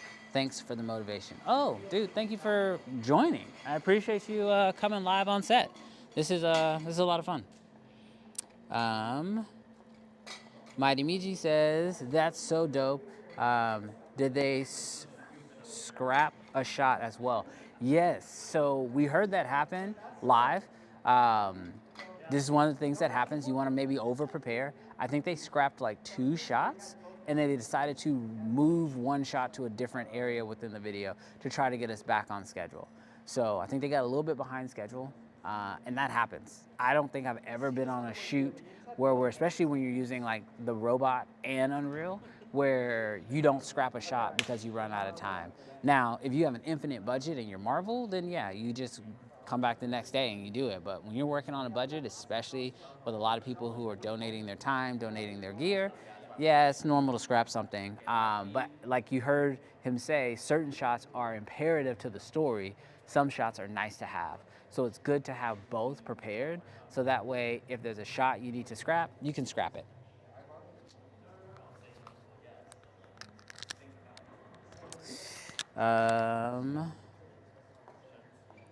Gary says, what inspires your work in film, and when did you know that was for you? Long story short, when I was a kid, my grandmother used to take me to the movies a lot, and I was like, oh my gosh, this is amazing. I love going to the movies. And then I found out, because my grandmother and her entire side of the family lives in LA, and so then I was like, wait, they make these here? And so then she took me to Universal, and I got a chance to watch how movies were made and like see some of those sets and go on the back lot and all those things. And I was like, oh my gosh, this is what I want to do. But I didn't know you could actually make money doing it. So when I became an adult, it was like, oh, this is cool, but I could never make money doing this. Long story short, I found out, oh crap, you can. And so here we are today. Trying to get through some questions. Hector says, where can we watch the finished video? I don't know. I don't know where the finished video of this is gonna go. I'll ask them later. Gary says, what film terminology is key to know when you're helping out on a set like this? Is it important? Yes, it is super important to know film terminology because it's the language that everybody is speaking on set. Couple key ones. I'm going 10-1. That means I gotta go to the bathroom and you're gonna pee. I'll be gone for a minute. If you're going 10-2, you're gonna be gone a little bit longer. I'll let you fill in the blank. All right. Dean says, I think MKBHD has a couple of them. So when it comes to the robot, MKBHD uses, it's not Bolt. He uses motion precision, I think is what it is. So yeah, he uses that one. What's up, Logan? Happy Saturday. That robot is so cool. Thanks for informing me. No problem. Logan says, I had a shoot canceled this morning because of the weather. Well, welcome to the on-set live stream. We're just having a blast here. Is this studio in Texas? Missed the beginning. Yeah, so we're in Houston, Texas right now. Ron is in the building. He's also in Houston, Texas right now. Yeah, we got a lot of our normal family rocking with us today, so we're having fun on this live stream. Is that Captiv Creatives robot? What's the name of the location? So Captiv Creative is a production company here. The location itself is actually called Captiv Studios, and yes, that is their robot. What production cart do they have? The cart? I mean, what Justin was working off of is its own like custom build that he made to actually be able to pull all that together. Because he has like control of like the robot, and he has all his monitoring tools and all that stuff there. So it's not really like a branded cart. I think it's like a mixture of like a IKEA rolling desk and a few other things. So yeah, that's what he's currently working on. Oh, what's up, Justin Porter? Bro, I need this to be permanent. I love this stream. Porter? What up? See now see when Justin comes over and he raises his voice, then I know I can raise my voice. I'm trying to be mad respectful. When you hear Porter's voice, you know, you gotta be like this. What's happening, everybody? You know, we got these stands over here. We got robots. Now everyone's staring at me who had no idea what I was doing. Now he's brought all the attention. The way there are just like, there's like a whole family just in here right now, and now they're like, what is happening over there? I was trying to be respectful. Disrespect is all they want. Disrespect is what they get. I think they're about to move the car again. Oh my gosh, y'all are wild. Oh, he is a fool. How is this following you? Is somebody on a tripod or is that a PTZ camera? No, ain't nobody on a PTZ camera, Justin. We live. We be moving. We've been walking around the whole set. Actually, let's go over to Duncan's area because they're actually they're changing the environment, so we can probably bother Duncan about the lighting setup. So let's just roll. You gonna just go? Yeah, just run with me. Is the feed up on the camera? Okay, bet. All right, so nobody's over here right now, so I'm gonna take a seat. Oh, Stanley, are you doing okay? Okay, bet. Let me know if you need something else. How do I make this seat go up? Bro, the way we are live. These are the things I would edit out of a video, but I'm not gonna edit out right now because we live. All right, oh, the feed cut out for a minute. Are we good? Oh yeah, we're good. Okay, bet. So over here is Duncan's whole area. I've kind of just made myself at home. They're currently in the process of changing the background or the environment, which is super dope. Can we actually angle it like where they can kind of see some of these monitors a little bit better? Bro, I ain't gonna touch nothing. All right, so all of this is what Duncan has set up for the stream. I'll let him come over here and like fully break it down, but I'm gonna give you guys the blanket answer, and then Duncan is super technical, so he'll go into all the technical gimbal. I won't say gimbal, all the technical know-how. So first off, he's got a feed that's coming in directly from camera, so he can see exactly what's happening. Oh, he's got me on the stream. Hey. So he's got a feed coming directly in from camera, so he can see settings, the framing, everything, right? Looks like he's also monitoring the live stream, and then he also has another feed here for Mad Mapper that he has turned up. And so this is his full lighting setup. So he basically came prepared. He has sort of a screen here with all the different shots, how he wants to actually light everything. The setup's ready to go, so that way when he's time to move from shot to shot, he can do it much faster. And then this is his DIT, not DIT, sorry. This is his DMX control. I've seen him use this before. This man is a wizard when it comes to DMX.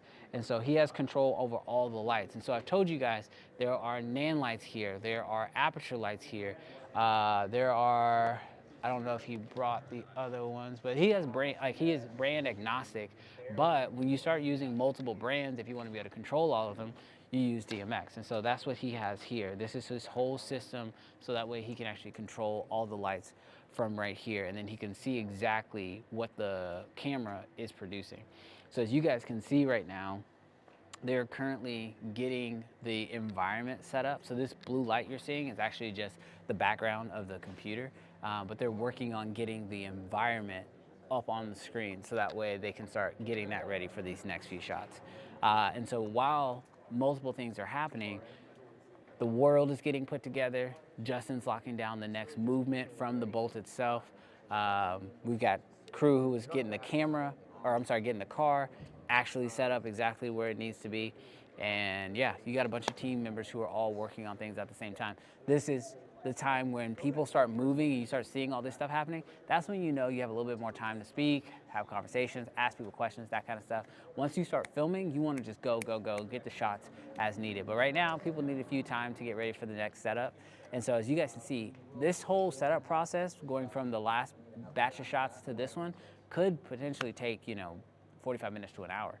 So this is why it's so important when we were looking at those storyboards earlier, that you get all the shots you can within that one setup before you have to tear it all down and basically set up for a whole new line of shots.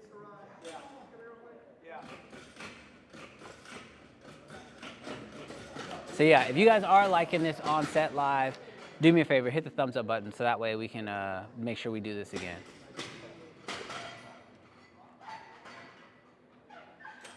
Gus says, I think he's using the new gimbal they got with the AI tracking. Nah, definitely not a gimbal. I made Stanley hold a gimbal for 4 hours on the last stream, and he hated me for it, so I won't make him do that again. But yeah, it's definitely something on a tripod. Giovanni say, new channel name, who this? Yo, we here. We out here, boy. We out here. Oh, do me a favor. Let's cut to the, let's do picture in picture so that they can see the feed coming from the camera, because they've got the environment up. But as you can see right now, what they're actually doing is rotating the world. So as y'all can see, as they're rotating the world in real time, lights, reflections on the floor, all these things are changing in real time. This is how you're getting these shots. And so this is one of the reasons why we like the LED wall, is because look at the floor. You can see, because they did the wet down, there's like literally water on the ground. You can see the reflection of the actual wall on the floor, which you can't do this with a green screen. Like, this is one of those things. I mean, you can, but it's a nightmare. And you gotta key it out. You gotta deal with the reflection of the green on the car, and the bounce is going to change the color of the car. So by doing it this way, it looks real, straight in camera, way less work you gotta do in post. You just gotta have, 500 bands to spin on the wall, so ain't nothing but a thing. I don't have 500 bands to spin on the wall. Cam says, y'all fancy. Bro, we only do it one way. Mighty says, is the storyboard made for the day or for the whole project when it's on set? So I don't know how they're doing it, but normally I want to have a storyboard for the entire project, but then what we print out and put on the board is that day's worth of shots. Sort of like a to-do list for the day, that's it. I want to have the full storyboard so I can see how everything's coming together for the entirety of the project, but I'm not trying to do that. Oh, we lost feed on the camera. But I'm not trying to do that for the entirety of the project. Yeah, of course, bro. I took your seat. You want your seat back? No, you're good. You're good. Okay. Don't worry about it. Cool. If he says important stuff, I'm just gonna put the mic in front of him, so y'all just go with it.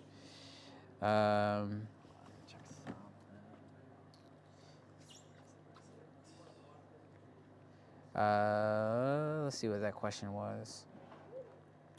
Who is the client? Who is paying for all of this? So I mentioned this earlier. This is a spec project. So we are, with our gear, time, and energy. Using any HDMI transmitters on set, any recommendations? So typically no. When you're on a professional set, you're not really gonna use a ton of HDMI transmitters because they're gonna have a little bit more of a delay. Now, we are using SDI transmitters, but it is going HDMI into this signal that we're currently putting out to y'all just because it's for YouTube, but the actual production itself is all SDI. And I believe they're using Teradek systems. Y'all using Teradek systems? DJI, oh yeah, DJI is coming out of the Raptor. Yeah, and then y'all are using Teradek to get it around to the, what is that? Teradek Bolt 6. Teradek Bolt 6. Then there's the Axunes he's using on. Oh yeah, we have an Axune right here, and then my Axunes. So a few different transmitters running around here, but almost all of them are SDI.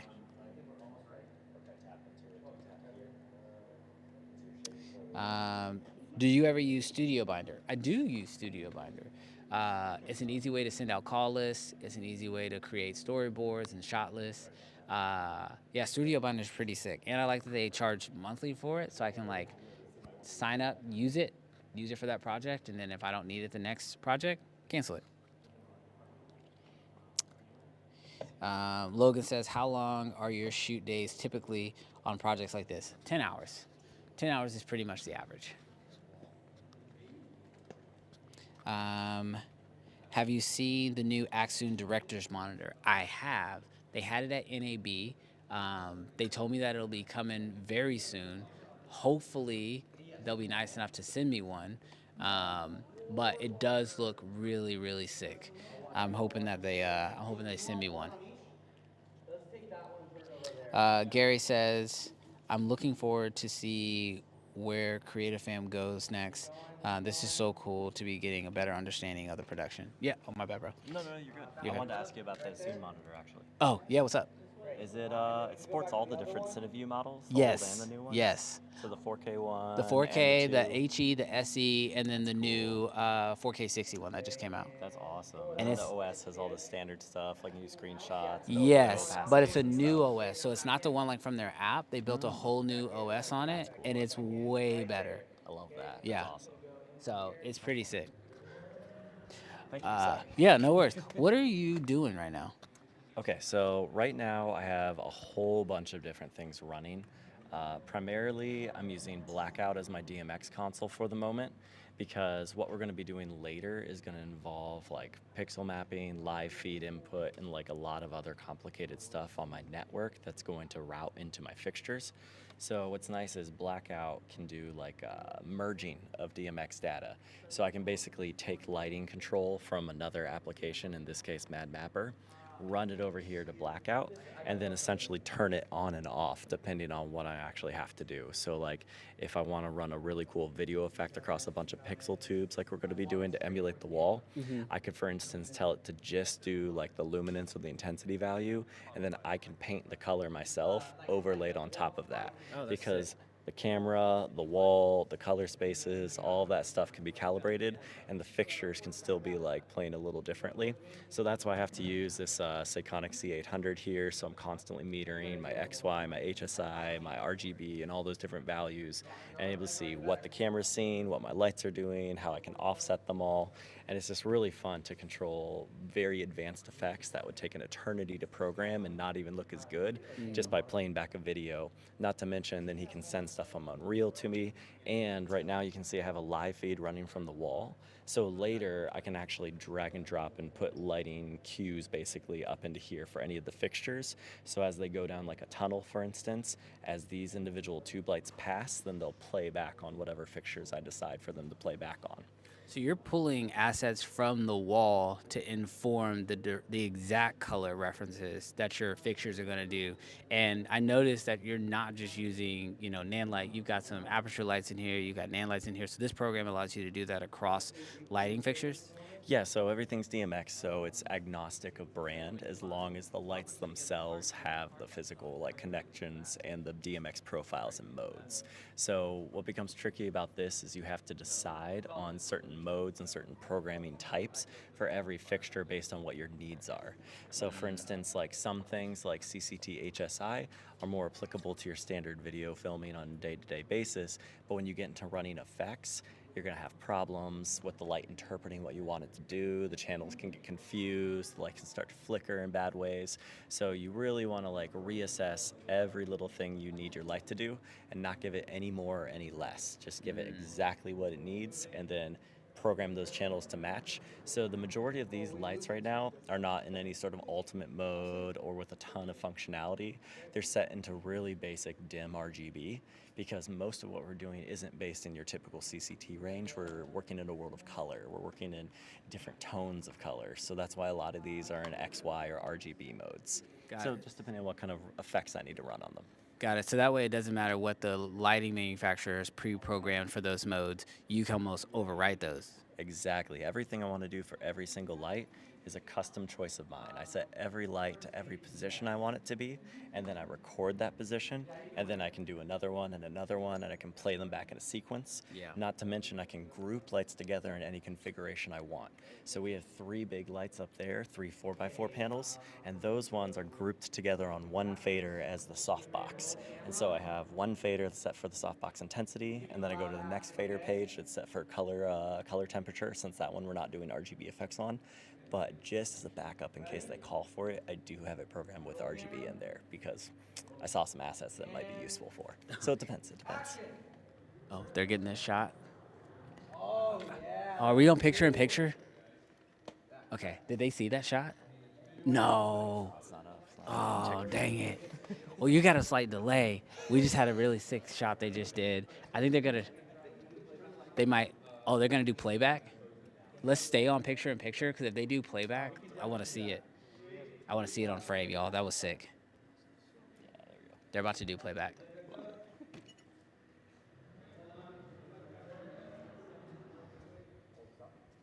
Y'all, look at that shot. They can see that on playback? Bro, that's so sick. Bro, they are killing this scene. I'm glad all I got to do is live stream. But they are crushing it. Y'all are killing it today. Oh, and here's one more fun thing about my setup. Yeah. quick. So I'm running another pre-visualization program called Capture side by side with all of this stuff. And what's great about that is technically I'm only outputting to it. It's not sending or giving me any other data, but it allows me to create everything here, including the wall, and run a live feed to it and put all the different media assets in there and test them and see their luminance values and see how they interact with each other. But it takes all of my DMX programming from these other programs. So I can essentially build the set in my living room, knock it out the night before, have all of my looks, my ideas, everything pre-programmed into here, and then as they call for all the shots, I've already had all of that taken care of me. Like, click, here's a preset, and then instead of starting from zero and building all out bit by bit, I already have a base level of like quality ready to go, and then we're just tweaking lights by percentages, small color adjustments, things like that. But even better, not every light is like a quality fixture, as I'm sure you've encountered plenty of times. And so some of them are limited on their ability to actually perform what I asked them to perform. Like the data can't keep up, the ballasts are just bad in the low end, they step a whole bunch, a million different problems. And so what's really cool about this is I can see my programming as if every light were theoretically perfect.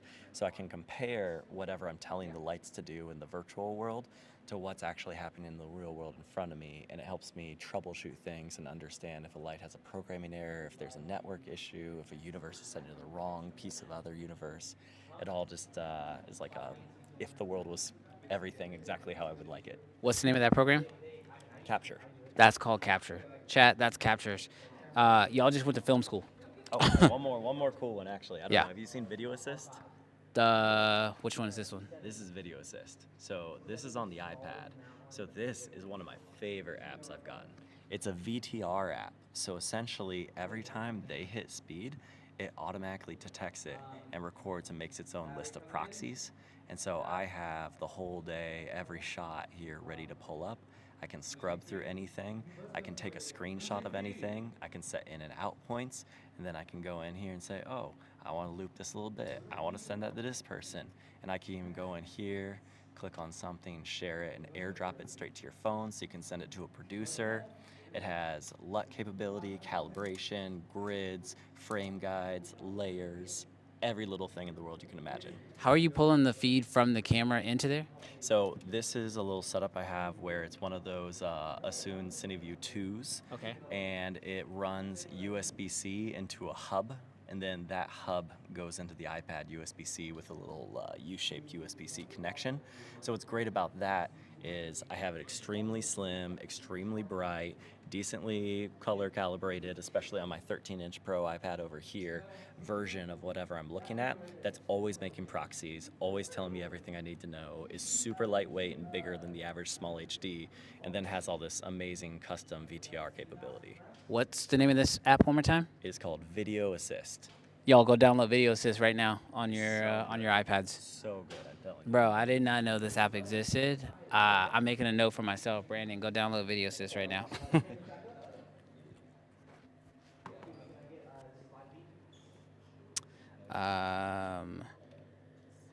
All right, question came in from Dean. He says, have you seen the... Oh, wait, no, I already answered that one. Yeah, we saw that one. I'm looking forward to see how the creative fam goes. I assume that that's your red. That is my red. Oh, we're rolling.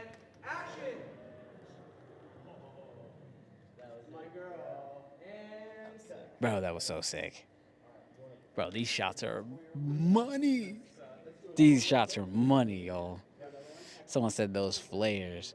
Logan says, is Jarrell on the set today? So Jarrell actually had another shoot he had to do. So he was here at the beginning of the stream, and since he has had to dip out. I missed it. I'm loading up the film later. Jarrell needs to leave for another production. Yeah. Yeah, I'm missing Jarrell today. It's all good. Rolling. Okay. And action. Have this guy replace Jarrell. Dude, Duncan is so knowledgeable, y'all. It's crazy. It just cost my personal life. Yeah. You know, who needs a personal life when you got lights like this, bro? Yeah, I guess.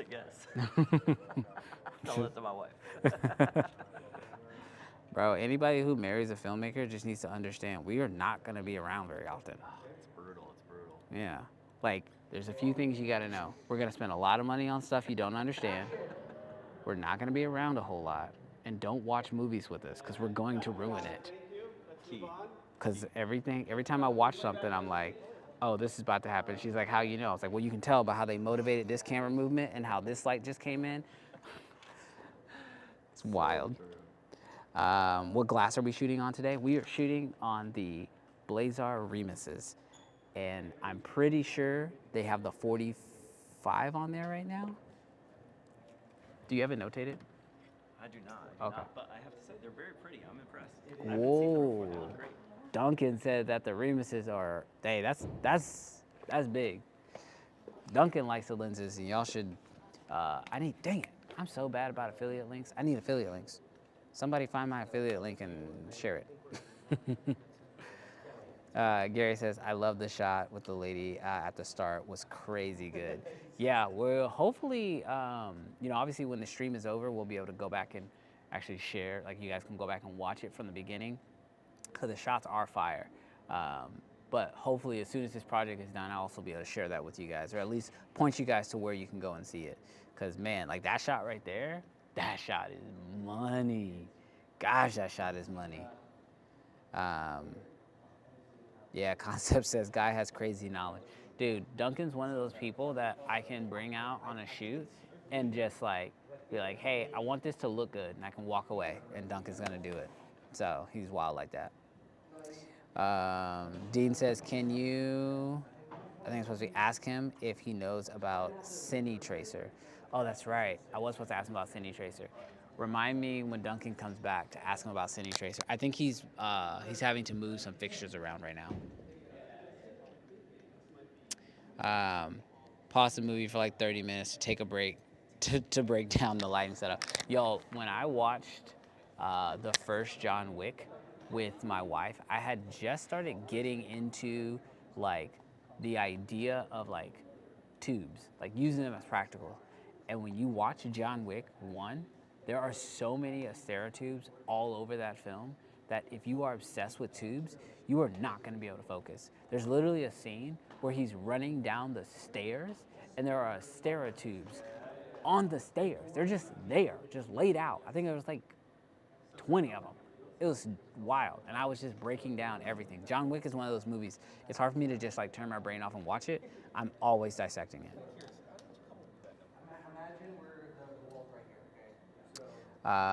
Get Duncan to show off the capture previous to this. Oh yeah, Duncan's working, y'all. Like the way this is like an actual set with real filmmakers who are doing their job, and they, granted, provided the camera package, let me run around and just do my own little thing on the side. This is real life. This is live. This is live. Like we real. So that's why it's so dark in here. I can't light myself because they light in that scene.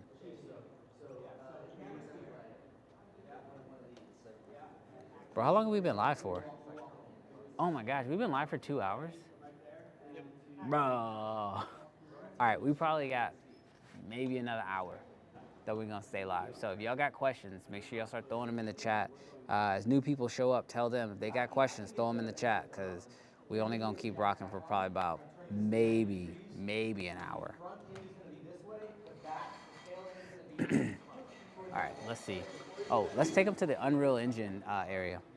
So, I'm sorry, I'm like way close to the camera. So there's a area back over here where they're controlling the environment and everything. I'm actually gonna bring you guys over there and show you that next. It's gonna be back there, like back here.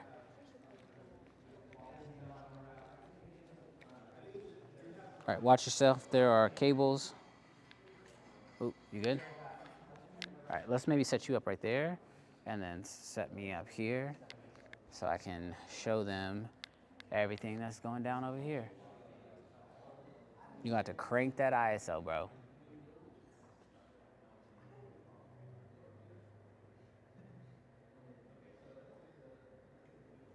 Sorry, they're texting me about some production.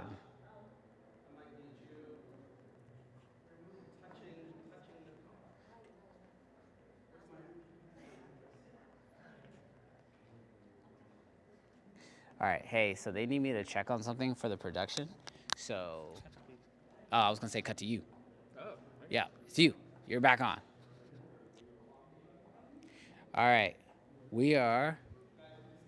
Stanley is gonna come back in and tell them more things you've learned while I go try to help them out with something that's going on production because they text me.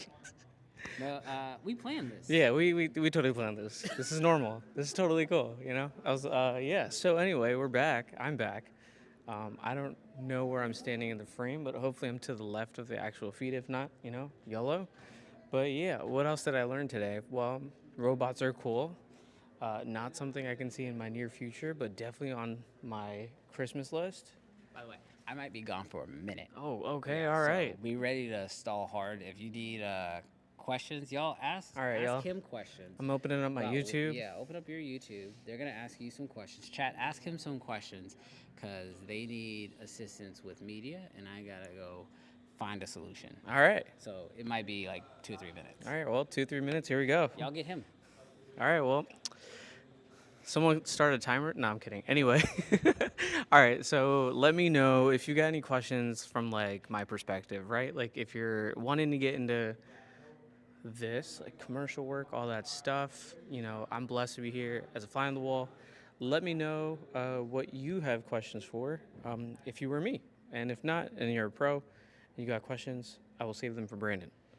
How did I get on set? Well, I moved to Houston not so long ago, and I was watching a live, and Brandon needed help one day, and I reached out.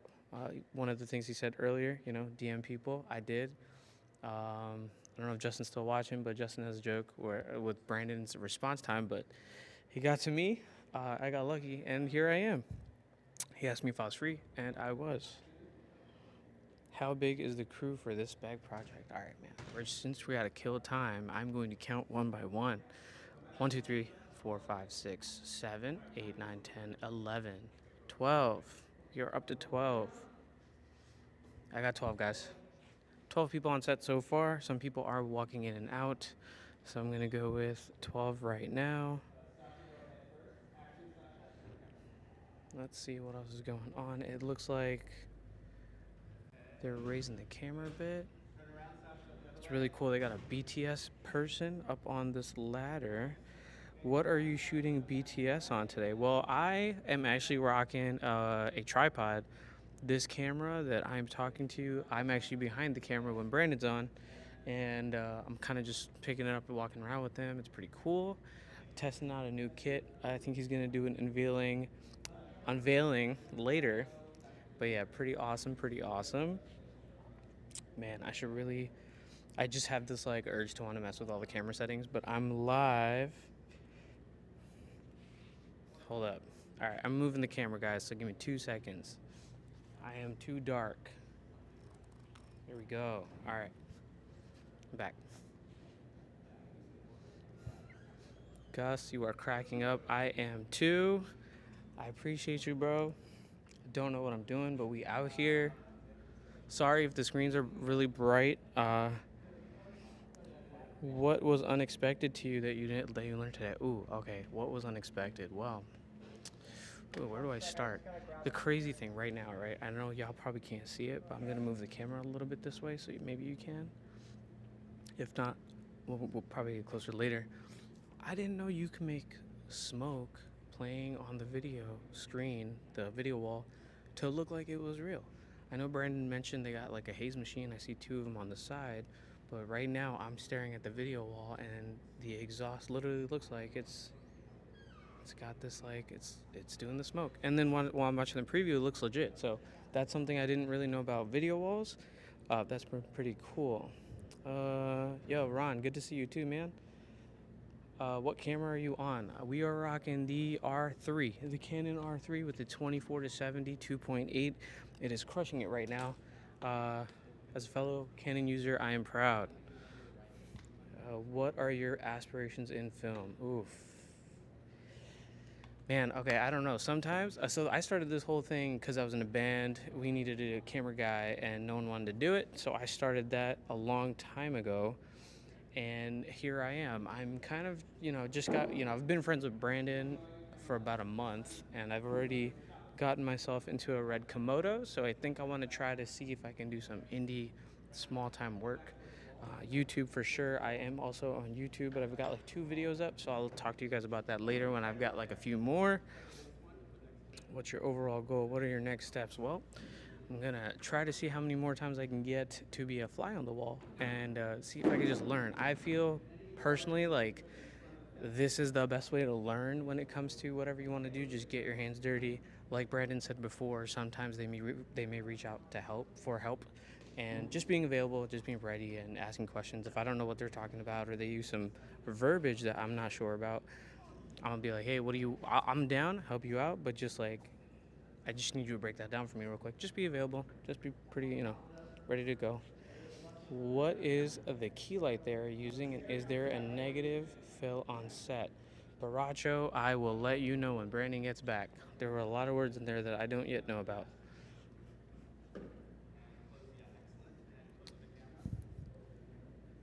This is pretty cool. Let me see how I look over here and how much more I can get of this set, because this computer screen is really bright.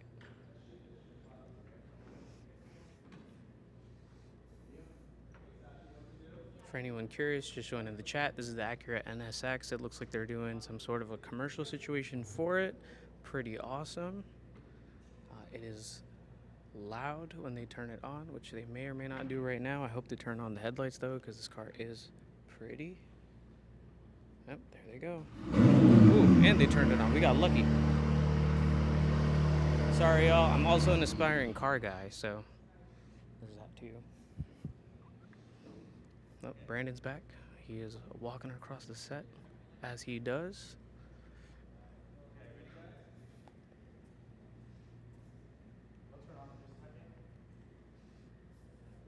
I'm kind of like curious as to, one question I may ask them later is what are they doing turning it on and off again? Off and on again, sorry. Brandon's coming back. We may have some relief here. All right, Brandon, we got a question from Baracho. Yeah. What is a key light and is there a negative fill on set? The key right now is a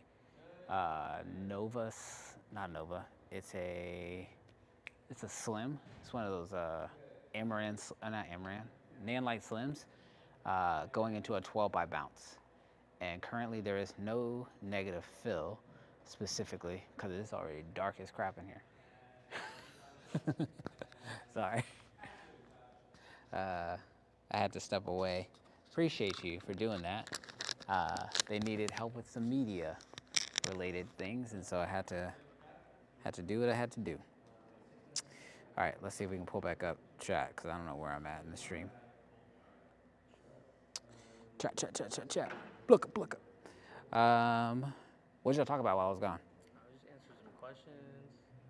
They asked me about my goals, so I told them I didn't have any yet. Answer this question. There is no answer. What about this? Well, I don't know. So. Yeah, that was the key light question. I was like, there's words here I don't know yet. So I'm gonna wait for Brandon. Oh, good. Dude, I appreciate you. What camera are you on and what lens? Are they talking about this system? Yeah, was it the 24-70? Yeah, Canon R3 24-70. Look at you. Bro, you got it. Bro, y'all, Stanley is legit. And he's game, because I did not tell this man he was going to be on camera at all. But also, when you run around with a bunch of, YouTubers, you better figure it out. You better figure it out. And Logan said he killed it. Hey, I appreciate you. All right, Stanley, let's, did we show them this yet or no? Nope. Okay, bet. Okay, so what you're looking at is sort of the, you can be on camera, bro. You ain't gotta run. Oh, okay. But yeah, so what you guys are currently looking at is sort of the command station for the Unreal environment. And so we've got a few things going on here. I'll be honest with you, I don't know what's going on this screen right here. Currently it says this is the switchboard, so I don't know what that is. But I do know that these two screens are, sorry, I'm trying not to step on anything, y'all. There's a lot of cables running throughout this spot. So we've got a feed from camera right here that's coming out of the Atomos. Actually, I'm pretty sure this is the same feed that y'all are getting. But yeah, so we've got the Atomos Sumo right here, 19-inch director's monitor, can record internally. It is probably one of my favorite director's monitors I've ever seen. Doesn't have all the functionality that some of them have, but it's a recorder and it's beautiful and I love it. So this is the Sumo, and then on this computer here, or this screen here, this is where they're actually monitoring the environment. So earlier when we saw the environment changing, somebody is sitting right here actually changing the environment, spinning the world, making those adjustments. Oh, do picture in picture, because this shot's about to be sick. Y'all can see. Are we on picture in picture? Y'all check out this shot. Bro, that camera movement can only be done on a bolt, y'all. Oh man, sorry y'all. Being on sets like this is just fun to me. Like I love this stuff. I would do this every single day. And bringing y'all along for the journey is like what we about. So this is just a good day for me. I ain't gonna lie to y'all. Don't tell my wife, tell her I'm working. Bro, oh my gosh, did you see it? With the feet, like with the steps coming towards the camera? Bro, watch it. They're gonna do it again. They're gonna do it again. Yo, watch this shot. This shot is beautiful.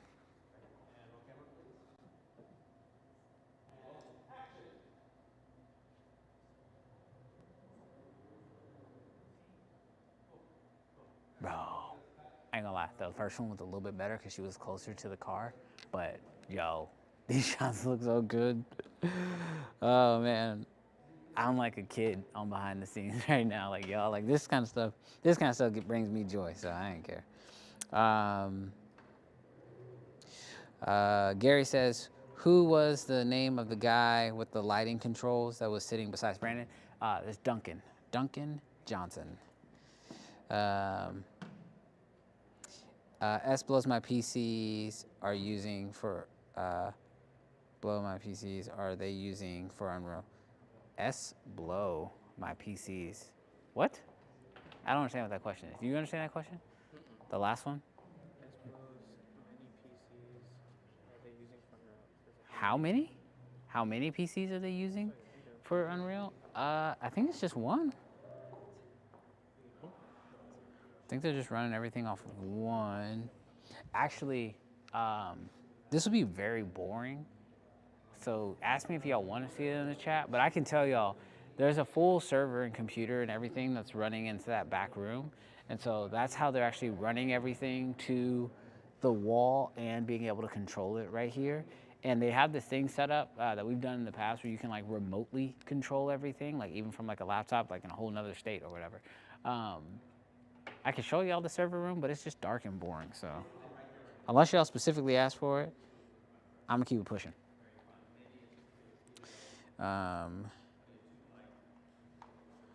With Unreal, you can set up multiple PCs and control readers, and then I think Switchboard handles that. Oh, that's probably what they're doing. I don't know. Like I told you, Unreal's not my area of expertise. I think the environment is already rendered, so they don't need to have PCs, maybe. Yeah, maybe. Cine Animaniacs, I think that's what that says. Are you shooting at 48 frames a second so you can do both play in normal motion and slow motion, cut half 48 into 24? I could be wrong. Yes, that's what they told me. That's what they're doing. Again, not my project, not directing it, not making any creative decisions on this. And I think that's always like one of the cool things about going on set with other directors and DPs, at least for me, because I direct and I DP. Those are my two favorite things. I love going on sets and just like seeing what they're doing and then asking them like why they chose to do it, because that's where you get like some of the insights. It's like, oh, we did this for this reason. Like, I'll be honest with you guys, I've never shot slow motion on the LED wall. So before I showed up today, I didn't think about the fact that if you choose to shoot at 24 frames a second, you have to also, or you shoot at 24 frames a second, which means you're gonna be shooting at 144 shutter angle for the wall. I didn't think about the fact that you have to, if you double your frame rate, you also have to double your shutter angle. I didn't think about that. That changes drastically how you handle lighting and everything else. So that's something I just learned today on set too, because I've just never shot slow motion on the wall. Need to have a crazy PC. Yeah, they do. They have like a crazy server room with like, I think it's like multiple computers racked together. I don't know. Again, not super technical, not my area of expertise. Bro, this looks pretty sick with the set in the background. Like, this looks wild. This is such a wild stream. Dang, I wish Jarrell was here. Question, can you ask Duncan when he is free if he is just outputting from Sequencer in Unreal? Y'all got some great questions for Duncan. I wish Duncan would just stop working and come do my live stream and answer all these questions people got. That's what I wish. I'm just a facilitator today. All right, let's sneak over there. Maybe we can get Duncan to answer some questions. There's a backpack right here, by the way. Watch yourself.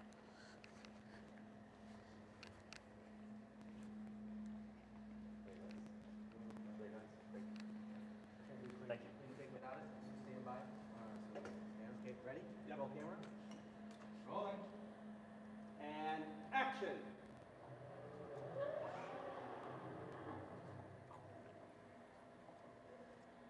Good. Oh, that's nice. That is nicer. Yeah. Okay. Back to me. Thank you, Duncan, for just always making things better. Yeah, I was trying. All good. Did y'all hear that? Duncan for the win, y'all. Hello. Hi, Darcy. I'm Justin. Nice to meet you. Thank you. Give me 30 seconds. I was almost there. That's all I want. That's how I feel. Cleopatra? Of all people, you know, yeah. Keep doing what you're doing, Duncan. People love how knowledgeable you are. They have questions. They said, can you ask Duncan when he's free if he is just outputting from Sequencer into Unreal? Are you outputting You want to know about the Unreal like mapping from the wall? Yeah. So okay, what Is that, wait, okay, so I didn't know if that was a question about lighting, because I was like, you're, sure. yeah, that's, I'm like, I'm not sure if might that's be a Unreal, Duncan but I do question. understand the wall and how it all runs. So Yeah. I don't understand the question. Yeah, I think he's asking, ask the question again, Dean Holmes. Yeah. Just so I can make sure I get the right person to answer that question for you. Oh, and everybody wants you to come on the podcast, by the way, so Sure, if you want. let's do it. Whatever you like. How many PCs are you using for Unreal? Multiple PCs and renders. Yeah, so you told them about that already. It's the two PCs that they set up. Is it two? Yeah, it's two. One's an edit node and one's a render node. So the render node is set up with like a 4070, and that's where the Decklink 8K is. And then the editor node is like ran out here to that desk console you were setting up. So that's where they, do all the little adjustments and bring in and do all the fun Unreal stuff. And it sends it out over to the render node. The render node runs into the processor. I saw earlier someone asked which it was. It's a Nova Star. It's one of the higher end Nova Stars. I couldn't give you the model number offhand, but that's what then maps that out and sends it to the wall. So that's just the basic. Bet. Yeah. Boom. See, I told y'all. Just come stand next to Duncan. Eventually, we'll get some questions answered. Oh, and if he's asking about, outputting Unreal through Sequencer. Okay, switchboard. Yes, switchboard. Exactly. Yep. Yeah. Boom. Y'all can tell this is not the side of the stuff that I do. I just want to point the camera at something pretty, tell a story. Oh, me too. It's funner that way. But you're so good at this part. Yeah, but it's just so freeing to just go like handheld and just like rock it out, or like running an easy rig. I love running the easy rig. Have you seen the new Mantis? Yes, Yeah, we yeah. actually had it in here a few weeks ago. Justin Porter Cool, came into town and he yeah. had it. It's pretty legit, but Yeah. I'll be honest, I don't know if his was like an early prototype, but it looked like one of the, the workout bands. Mhm. It looked like they took one of those workout bands and just like cut it and then ran it through, and that was That's like the what it is. bungee. Yeah, yeah. That's what the That's what bungee it is. system Yeah, was. yeah. It's actually, that's the pro part about it. So what's really cool is like the way the rubber works on those things is you hit like a max tensile strength that ends up being your actual like giving point. So that's where you're essentially just adding more tension to that to adjust when it hits like its peak point. And then it essentially means that the camera then, it's not weightless per se, but once it matches that threshold of whatever tension you're looking for, it pretty much can just move anywhere you want, and you feel like you're lifting like half a pound. Like it's Yeah. incredible. I just did a really cool commercial and a whole movie where I utilized the hell out of it, like every single day. And it's crazy because you can do these shots where you start at somebody's feet and just casually move it right up to their face, like silky fucking smooth. And it's handheld basically. And so then I can just walk with them and pan with them. Or I had one where I was doing all these quick movements in the garage and it was really snappy cuts.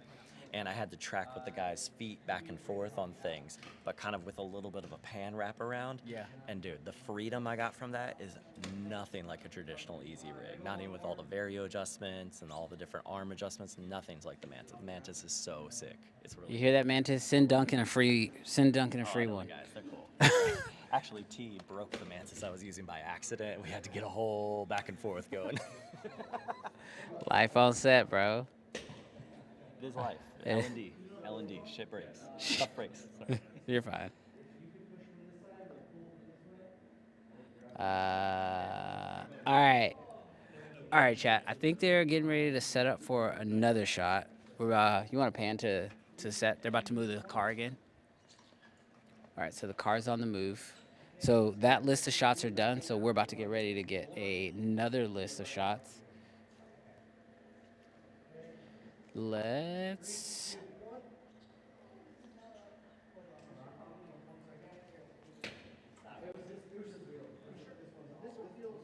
Is the feed still up? It's okay.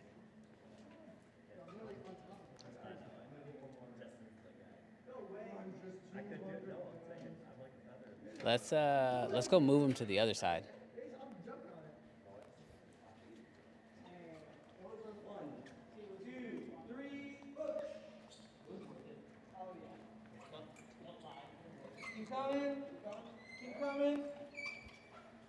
Oh, you know, guys, just casually spinning a $150,000 car around. For here for a second. We need to get the car to go back about 2 feet. Yeah, we're gonna go through here. So the window needs to be about here. Pull that guy. 3, 2, 1. Keep coming. All right, so let's see. We got 1, 2, 3, 4, 5, 6, 7, 8, 9, 10, 11. Yeah, this side needs to come in. I think Jarrell was almost spot on. I think this is almost exactly a 15-man crew, somewhere around there. I know the question has popped up a few times, but yeah, I think we're right around a 15-man crew. Pull the jacks for now. Okay, copy. We need to lock the wheel. Should we lock the casters then? Oh, you can, but really, we're not gonna Adjust for like rotation, essentially. Okay, so we need to roll down the window. So let's go ahead and just bring this guy in. I'll take that guy out, or I'll adjust that guy. And then this will become our front one.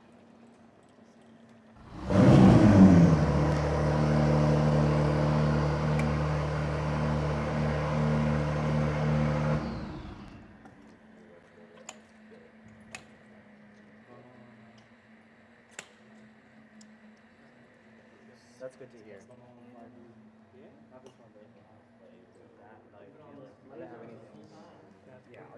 Is it the 45? Is that the one y'all went with? Justin, are y'all running the 45? Yeah. On the Blazar? Okay, bet. The whole time. Everything's been on that? Everything's been on this one. Sick. Everything's been on it. I thought we were gonna be changing lenses more. Nope. When I do the Capital One, I'm doing like 24, 35, 50, 85, and I'm switching because I Constantly. moved the car, but we're moving the robot to the car now. Yeah. So that's the biggest difference. Because you've been at our Capital One job, right? Mm-mm. No, you haven't I've never been on a Capital One shoot. I thought you did for some reason. I thought you were just in Dallas one time. But yeah, that's we have so much more car moving. Yeah. Where we moved the robot to the car now. Yeah. That's smart. Yeah. Okay. Bro, shots looking good. Look real good. He's making a cut right now. Oh, is he really? He's making an edit right now. Right now? Right now. Ooh. Basically taking your feed, Yeah. copying it, just like a proxy of a proxy. Yeah. So you can like edit really fast with it. Put like a little something together. Yeah. Okay. Make sure we got every single clip. Chat, there might be a chance we can show you a little bit of it. I think, so because he's literally cutting something together right now, we might be able to show you a small cut of some of the shots that were already put together. They're working on it right now, so I'll see if they'll let us show it on stream. I don't know if they will or not, but I'll see. Try to see if we can do it.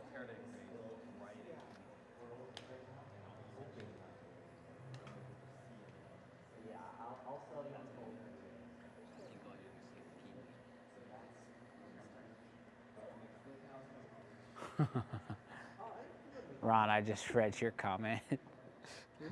Ron put his comment up. So he said, funny story. Director asked for an Apple box. PA runs off, gone for a bit, comes back, and in his hand is a juice box. He said, in the PA's defense, it was Apple. An Apple box is not a box of apple juice. Just know that. That would be hilarious if that happened on set. I'd lose it. I'd actually lose it.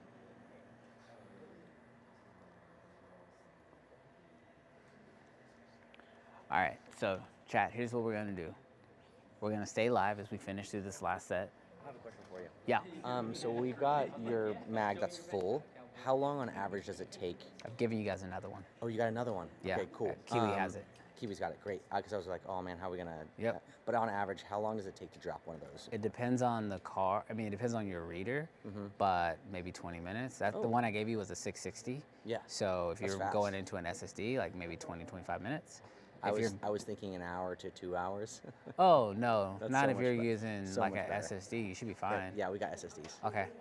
The only thing is like the reader I have isn't the fastest reader because I didn't bring mine. Yeah, Because I didn't know. So if you guys I have another reader here. I you have a believe. red reader, don't you? I have the CFast reader and a Red Mag reader. Yeah. Oh, not a red bag, but the CFast one should be okay. I have a couple different options Okay. that are pretty fast. So Okay, yeah. I'll get them over. But yeah, those cards are really fast, so they should be able to write off of them. I mean, the bottleneck won't be the card. The bottleneck will be whatever your whatever reader the is. device is. Yeah. Great. Yeah. Cool. Thank you. No worries. Oh, and the second one I gave you, I found a 2 terabyte that I wasn't using. So wonderful. obviously I'll need those both back. Yeah, but yeah. I'll get them back to you today. That'll be the plan. I'm not gonna be here for the entirety. Oh, okay, I have okay, yeah, I'm gonna wrap up earlier. Okay. You need them by Monday. If I can have them by Monday, that'd be great. I will get Rob to help drop them off because I'm going to New York on Monday.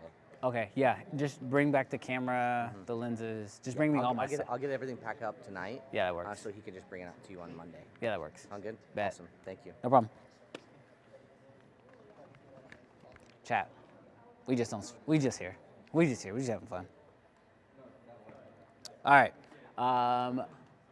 They're working on a cut right now, so the director is engaged. I'm pretty sure this next shot, they're gonna be taking the camera through the window, which is wild. I'm glad I'm not the one that has to program that movement. Oh man. Whoa, what the heck just happened? Okay, never mind, we're good. Alrighty. Oh, is this a feed right here? Ooh. Kiwi, is this your first AC cart? Or rig? You busy right now? About to swap media. Oh, okay.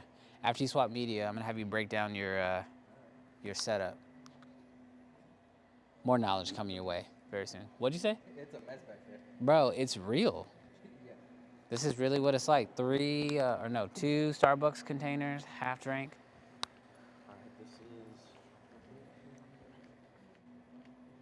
Hey, what's up, Mr. Camera Junkie? Good to see you up in here. In case you're tuning in later, we are live on set right now. We've been live for over 2 hours, coming up on 3 hours. We probably got a little bit more time left. I'll be honest with you guys. My plan was about 3 hours of this set. Because like I said, this is an actual set. I want to allow them to do their job, all that fun stuff. But I wanted to bring you guys on set. I wanted to see what it was like to run this thing for 3 hours, see how much value we could pack into it. So if you guys have questions, please do me a favor, throw them in the comments right now, because probably got like another 20 minutes on set, and then we're going to get ready to wrap this whole thing up. Kiwi is the first AC on this project, and so he has this whole cart thing that I think is really cool, and that I think a lot of people would be interested to see what a first AC should have on set to make their jobs go a lot easier. So I'll be showing you guys that here in just a second. Right now, they're swapping out media. You guys want to talk about a funny story or things you're not supposed to do on set? So they reached out, asked for the camera package, provided a camera package. They asked for the lens package sort of last minute, provided the lens package, and then a few additional peripherals. One thing they didn't ask for was media. I made an assumption. Yeah, you can format it.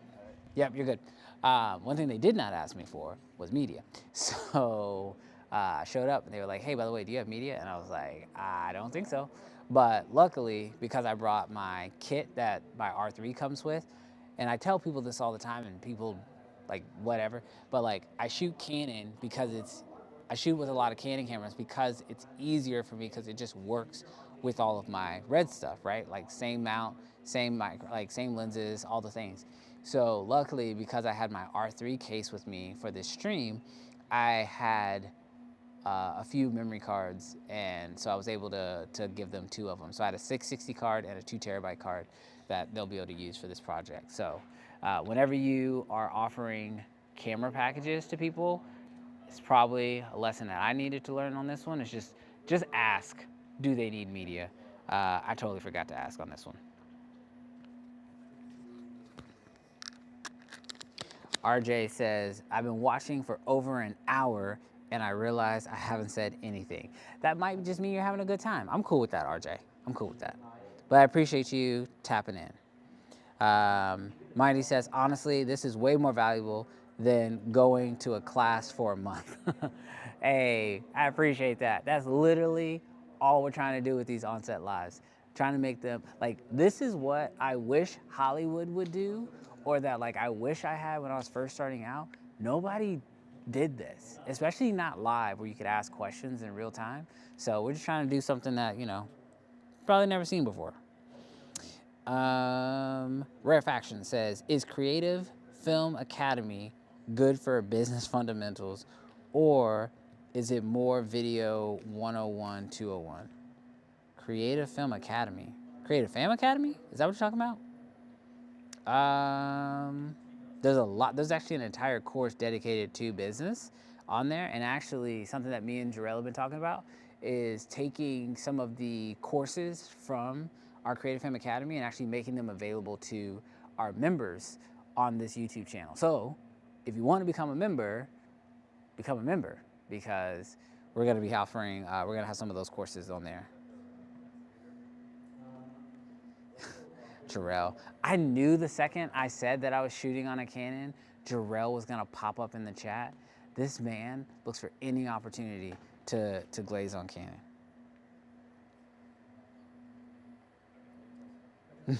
Andy says, because of this, I always include media just in case. Well, luckily, I mean, I always have media on me. I just didn't have media necessarily set aside for them per se, but I have, I don't know, over 10 CF Express Type B cards. So there's normally a few of them that are floating around, and technically I keep a backup one in my car at all times.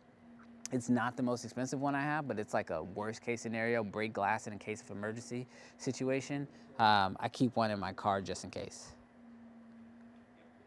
What lenses are we using? Andy, we are using the Blazars. Rarefaction says, okay, dope, thank you. Just looking for someone like you to show me how to start my production company. Random question.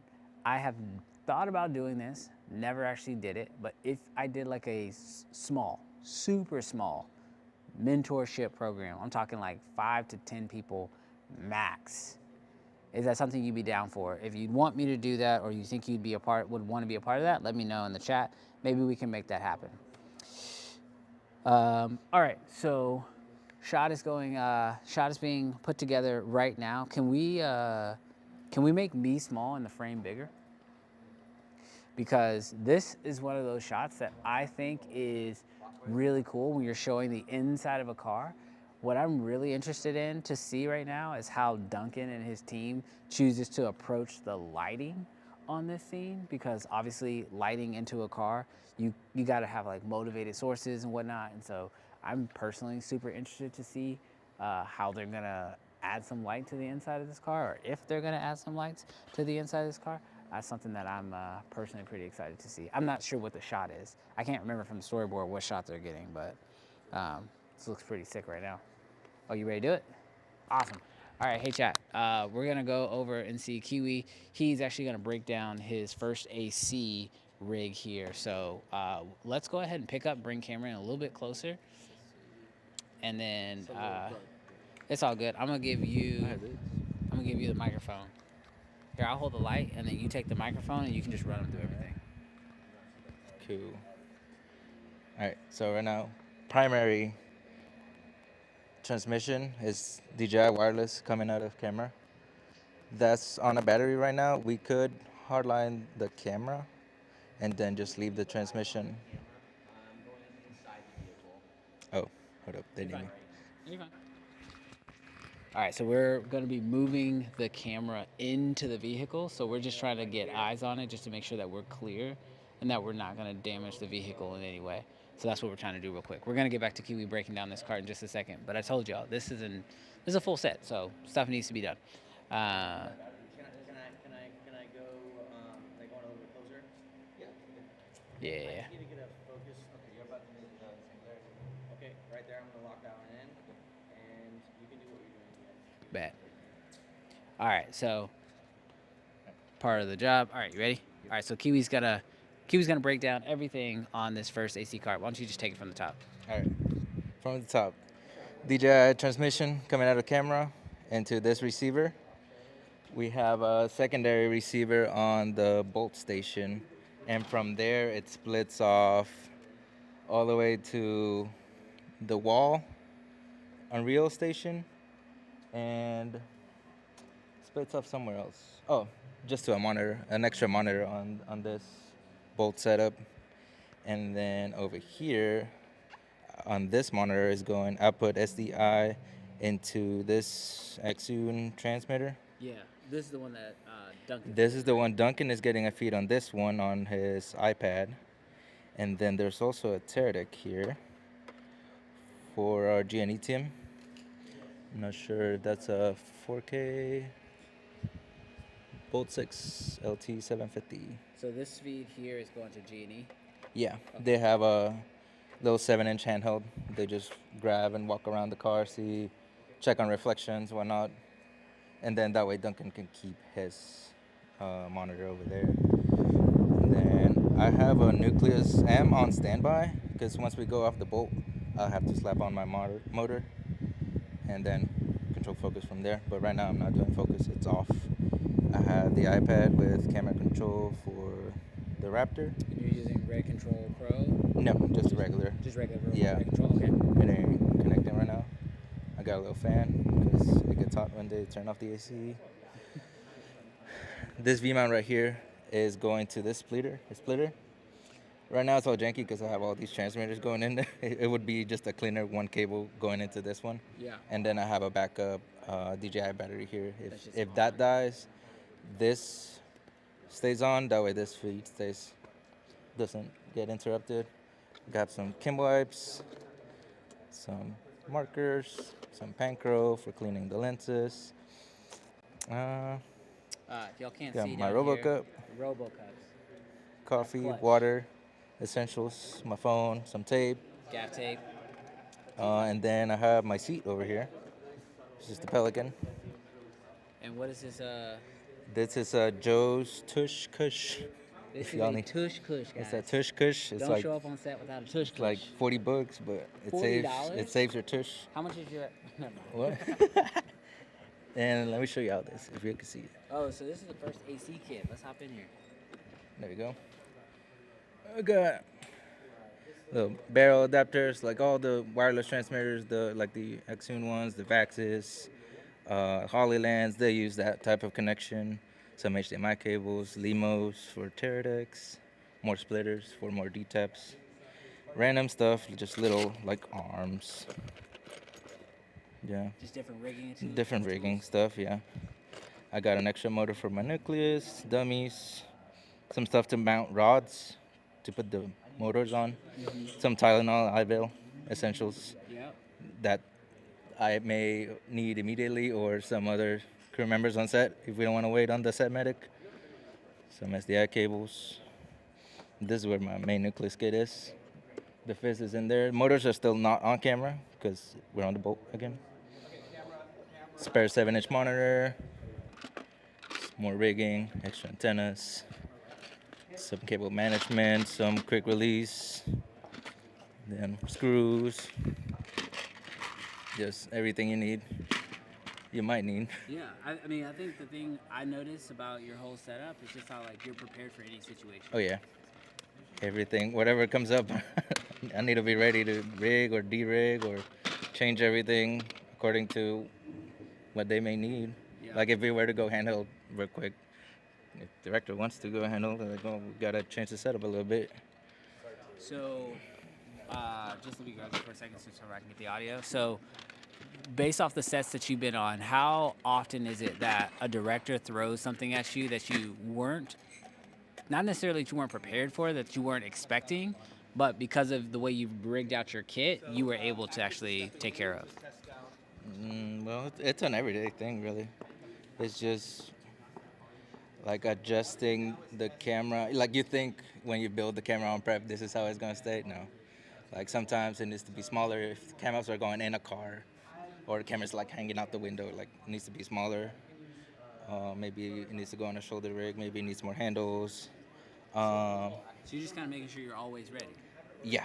So this just covers the basics, really. Yeah. Then of course I got more tools and more arms and whatnot. But this is just a little bit of everything that like I can get by with this. That's all you need when you get started. Yeah. Oh, let me get in the chat. Make sure there's no questions coming in from First AC. Yeah, camera never connected. Let me see. Oh, it's because I'm on that.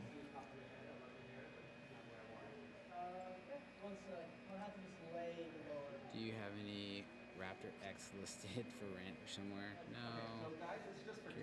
Okay, perfect. All right, we're good. There you go, boss. I appreciate your time, man. All right, chat. So that's a first AC setup. Oh, we're about to get a shot here. So Talon is in. Let's go picture in picture.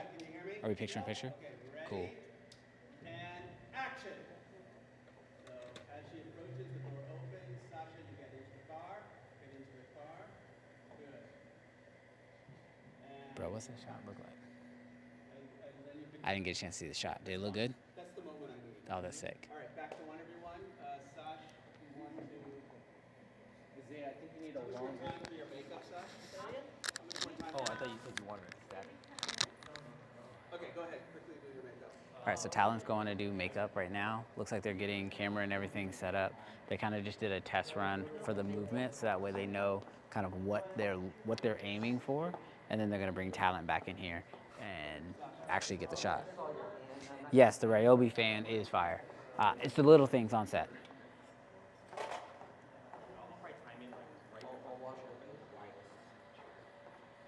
Michael Nolan says, "What I miss, y'all? What's up?"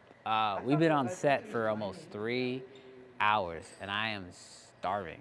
So we're gonna wrap this up here in just a little bit.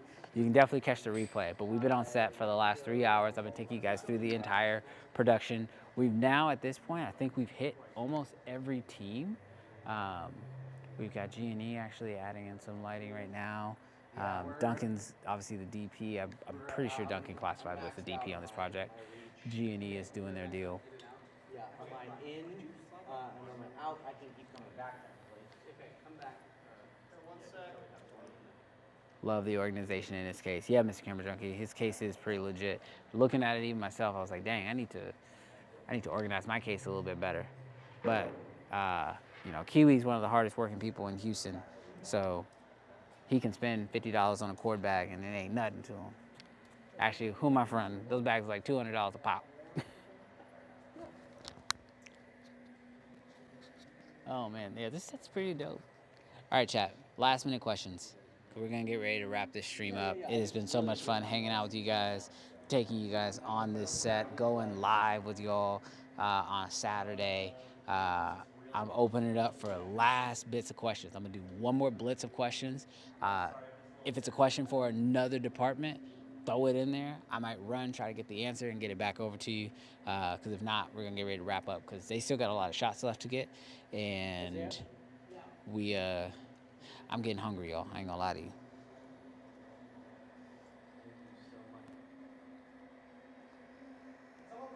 Yes. Rarefaction, just the overview of the director's monitor and the case was huge, screenshotted.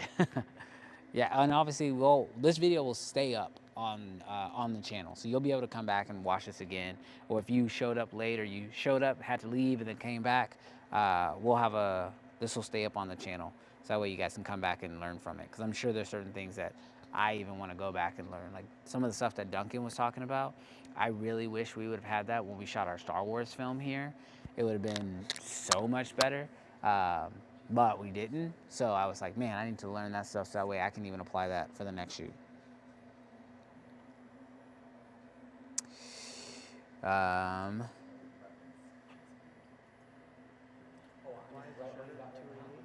Yeah, so we've explained this a few times, but the shutter's at 288 because when you're shooting on the LED wall, you want your shutter at 144 to eliminate the flicker from the screen.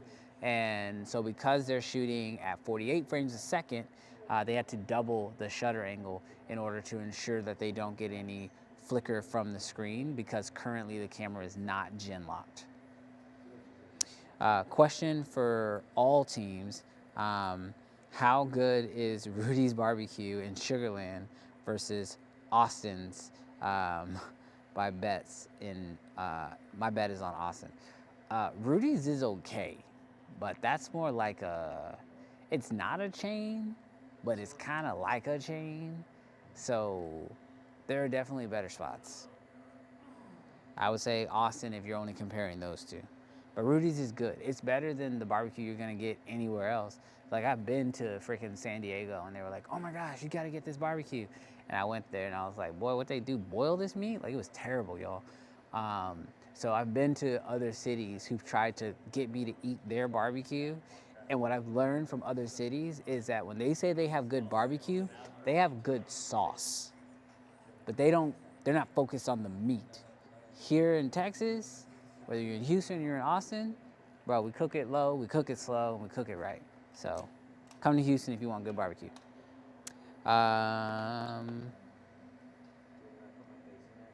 I wonder if the shutter angle has to be higher for the LED wall. You're right, Rarefactions.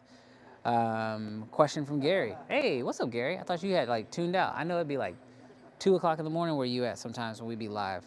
I be forgetting time zones. For these jobs, are this kind of rare in the area? What location would you be interested in growing for filmmaking communities, or would you ever relocate? Today, I would not relocate. I would probably say that like maybe 10 years ago, you did need to be on the West Coast if you wanted opportunities. Because of social media and the internet and stuff now, you can really be anywhere. I personally would not relocate just because I've built a community here in Houston. And so like, if a project popped up right now and they were like, we need 5 Reds, I can get my hands on 5 Reds even though I don't own them here in the city. If somebody was like, we want an LED wall, there's actually 2 LED walls in Houston that I personally know of. And I know the owners of both of those.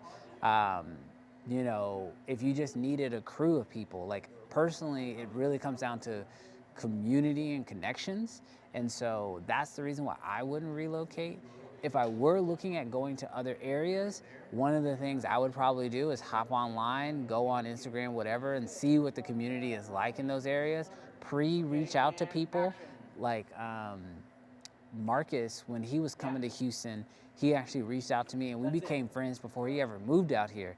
Then, obviously, since he's moved out here, I've hired him to come out on sets. He's hired me on sets.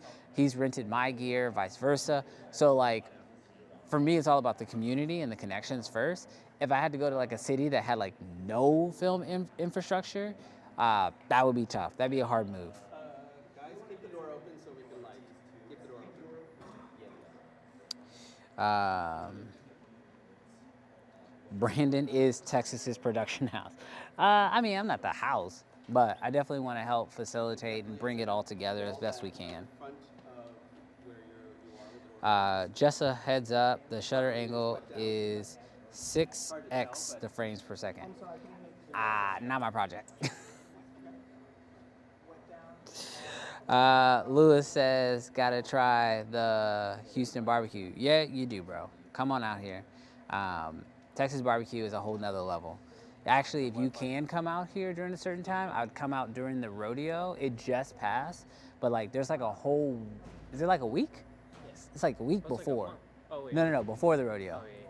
It's like a week before the rodeo starts. They have like a giant barbecue cook-off. That's when you want to show up.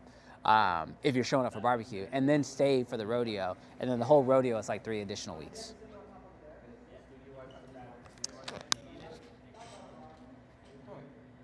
Which one are you on, guest or? By the way, we're live right now, and everybody has been talking about how amazing your set is, so you're absolutely crushing it. Thank you so much, man. You're very I thought welcome. you were live. I was like, gosh, Yeah. keep on going and going. Yeah, Sounds we're like a live. feed. Yeah, we're live. So, yeah, you're doing a great job. Thank you. I appreciate it. Actually, do you mind introducing yourself to the people? Sure. Yeah. So just go ahead and introduce yourself and Hi. tell them a little bit about the project. My name is Suraj Javeri. I'm the director of this project, and yeah, what do you know so far? We just know it's a spec piece and it's a car commercial. Yeah. So basically, in the age of automation, we have we're sort of going to be taken over by automation, and this is in the future in terms of our thoughts. And we see a woman who approaches this car and wants to go back to the human, visceral excitement of a real car, because all the cars are automated. And she chooses this lovely car, this supercar, and she gets in it, and there's like amazing driving scenes and everything. It's very tactile and very visceral. Then she gets out, and then you realize that that woman is actually a robot. Oh, that's good. And you see her kind of twitching, and the voiceover say even robots want to be in touch like humans. That's so good. Yeah. Everybody's been asking, where are they going to be able to see the final product? Probably on Captiv's website, and yeah, maybe even the generosity of our car showroom that was allowed us to have the car. Maybe they'll show it there. Okay. That'd be cool. Very cool. And how long is the project? Like, how long will the final be? Is this like a 30 It's gonna be like spot? a 30 or 45-second spot? Yeah. Very cool. All right. Yeah. Well, chat has been very interested in this project. We've been live for like about 3 hours, and so I've just been showing them little pieces here and there. But guys, this is the project. As soon as it's officially out, I'll be sure to share it with you guys wherever you guys post it, YouTube, whatever. Absolutely. And man, you're absolutely crushing it. Thank you. Good job. Thank you. Thanks so much. Any other problem. questions? Just let me know. All right, we'll do. Grab me. Thank you. Chat, that's the director. All right. Well, we have gone through the entire production at this point. We've now officially talked to the director. Trying to talk to a director on set, very difficult to do because they've got a million questions that are being asked all day and they're trying to answer them. So that's why I try not to bother them throughout the majority of the project, but nice enough for him to stop for a second. But yeah, this is the project. Hey, is that Ramal? Hey, what's up, Ramal? All right, so yeah, so this is the set. Hopefully you guys enjoyed being on set live with us today. I will be trying to do more of these in the future. And yeah, if you guys have any additional questions or you're watching this on the playback, leave those down in the comment section. And yeah, we'll catch you guys in the next stream. This has been real. You can press the video and we'll be out of here. You do it?